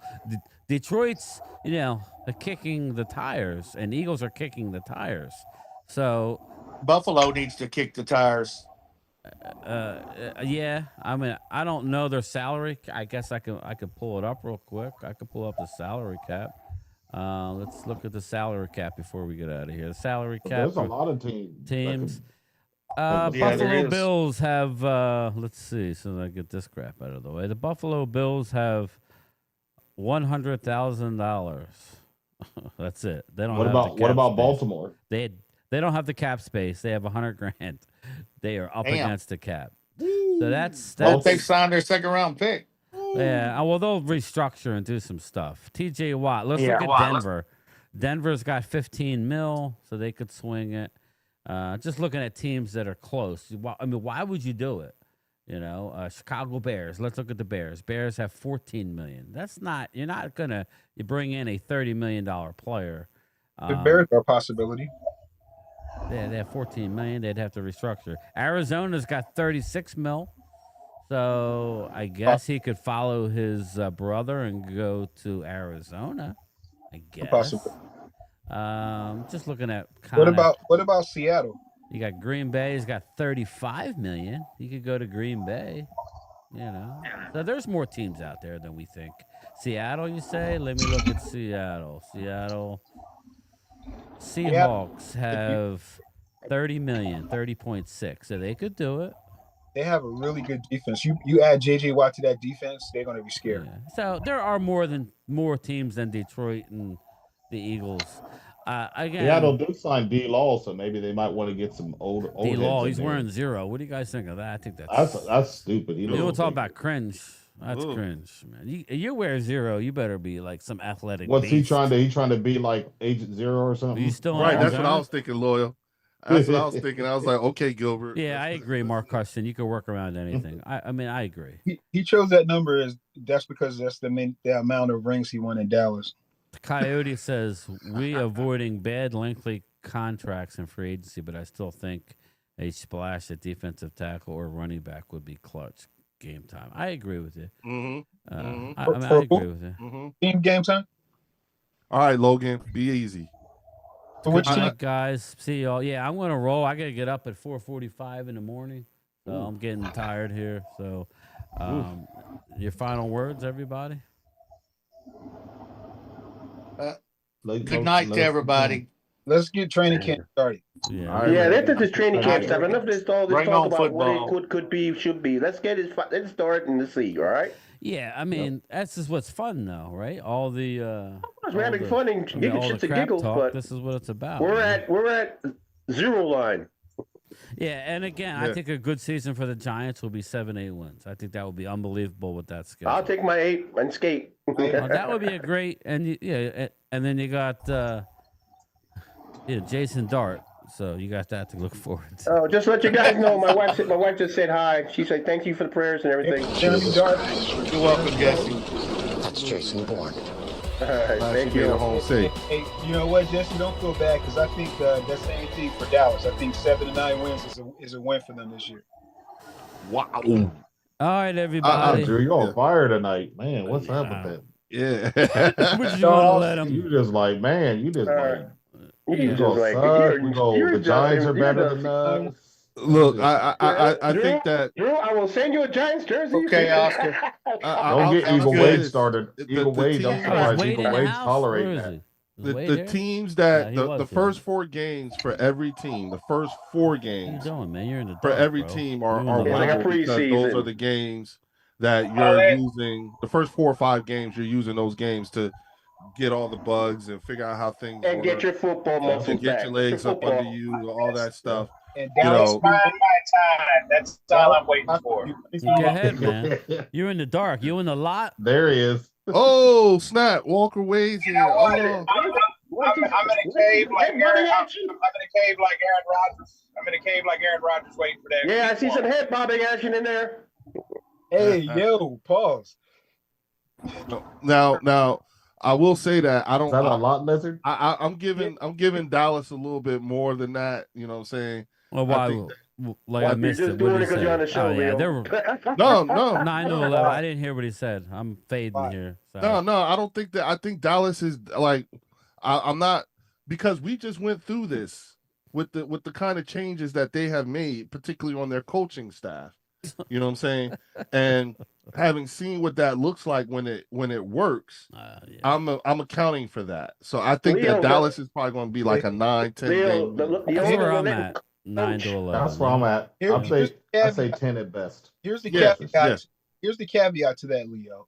I hear what you're saying, but when we got Nick Sirianni, Dallas's our offensive line was far more superior than what Dallas is now, and our defensive line was far more superior than what Dallas is. So Dallas has been starting from a foundation where he had an amazing offensive line and a very good defensive line.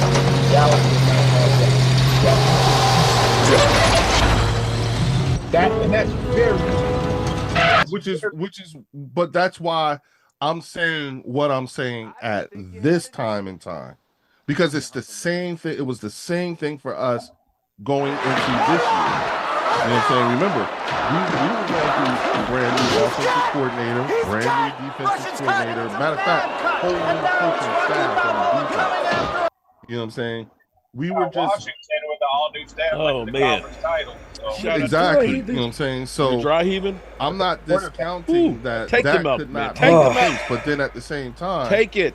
You know, I've said that the things that there are other things that they did that they don't have that we have.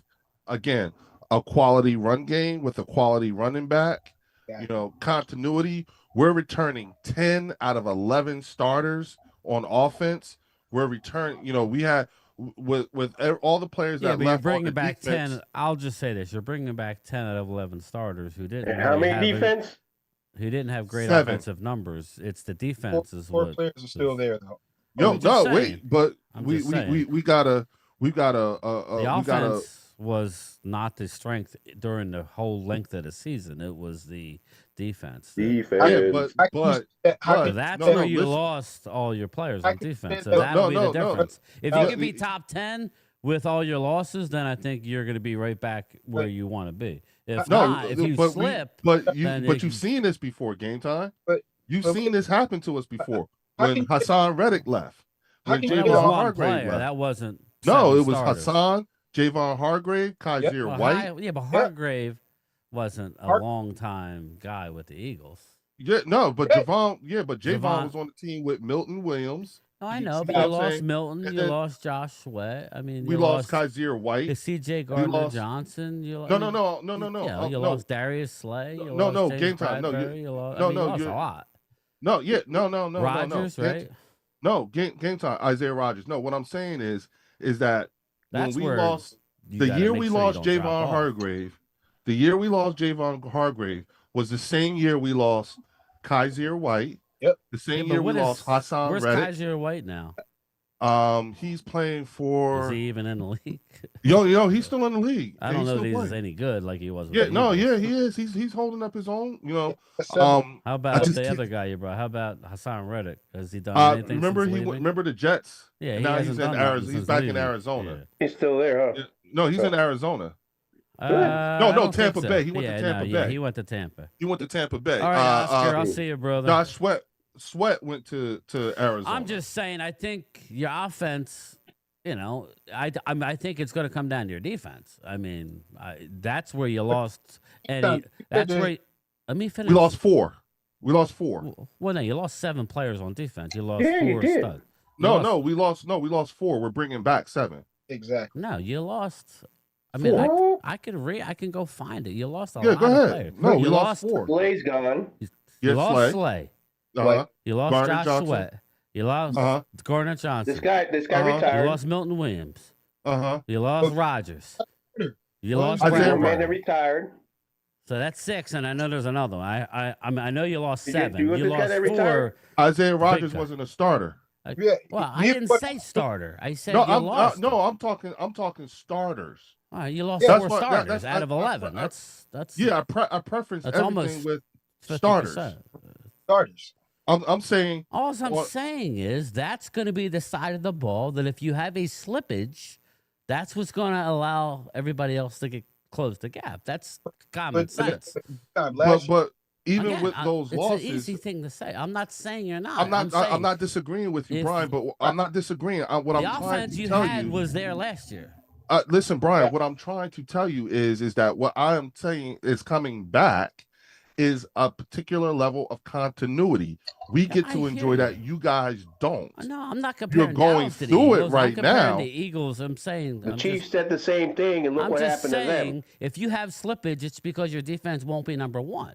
That's all I'm saying. Absolutely, yeah. I don't disagree with that. Hey, Leo, yeah, and it could happen where you drop. Football Focus has like Giants like 3rd in defense in the NFL.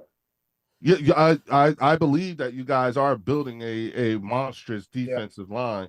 You know, now your secondary and is something that we're going to have to pay attention to. You know, and I'm not saying it in a bad way. It's just that's where your some of your question marks are coming from. But the overall point that I was trying to make was in comparison to when you're talking about the amount of players that we lost. What is coming in are not players who are new to the team. Exactly. Not all of them. We have a lot of guys who are coming back who are on their 2nd and 3rd year in the same. And mind you, everybody who's coming back will be in year 2 of the Vic Fangio defense. And so you got a lot of guys who are going to be new I'm to not the saying team. it can't work, but I'm just saying, you know, if you have a slip, it'll be because of the defense. That's all. Yeah, no, but but history has shown you that when the Eagles have sustained those kinds of losses, we still were a very formidable defense and offense. I mean, to me, it's a lot at once. I mean, you're talking the 2 in comparison to. That's all we're saying. But the new listen, game time. In comparison to who? What are you talking about? You're relying on Alex Hunt. No. You're saying we lost a lot, and it's going to be. And I get you that. Lost. Milton Williams and Josh Sweat were Pro Bowlers. You lost C.J. Gardner-Johnson. So was Javon Hargrave. And I got the guy that retired as well. Hargrave did terrible in San Francisco. They hate him here. Again, they hate him here. Terrible with us. Enjoy him, Joe. Yeah, no, yeah. He was okay. Yeah. I mean, he was all right. I mean, he was overpaid in San Francisco. They hate him here. Yeah. Good job. We'll continue this. We definitely will continue this. Let the man sleep. Yeah, let me go. I gotta get. We gotta let Brian sleep. So, all right, everybody. I will talk to everybody later. Thank you, and I'll see you guys later. I'll see you guys later. Y'all. Thanks for the prayers. Love y'all. I just realized who Game Time Brian was. I didn't know it from earlier. You know what?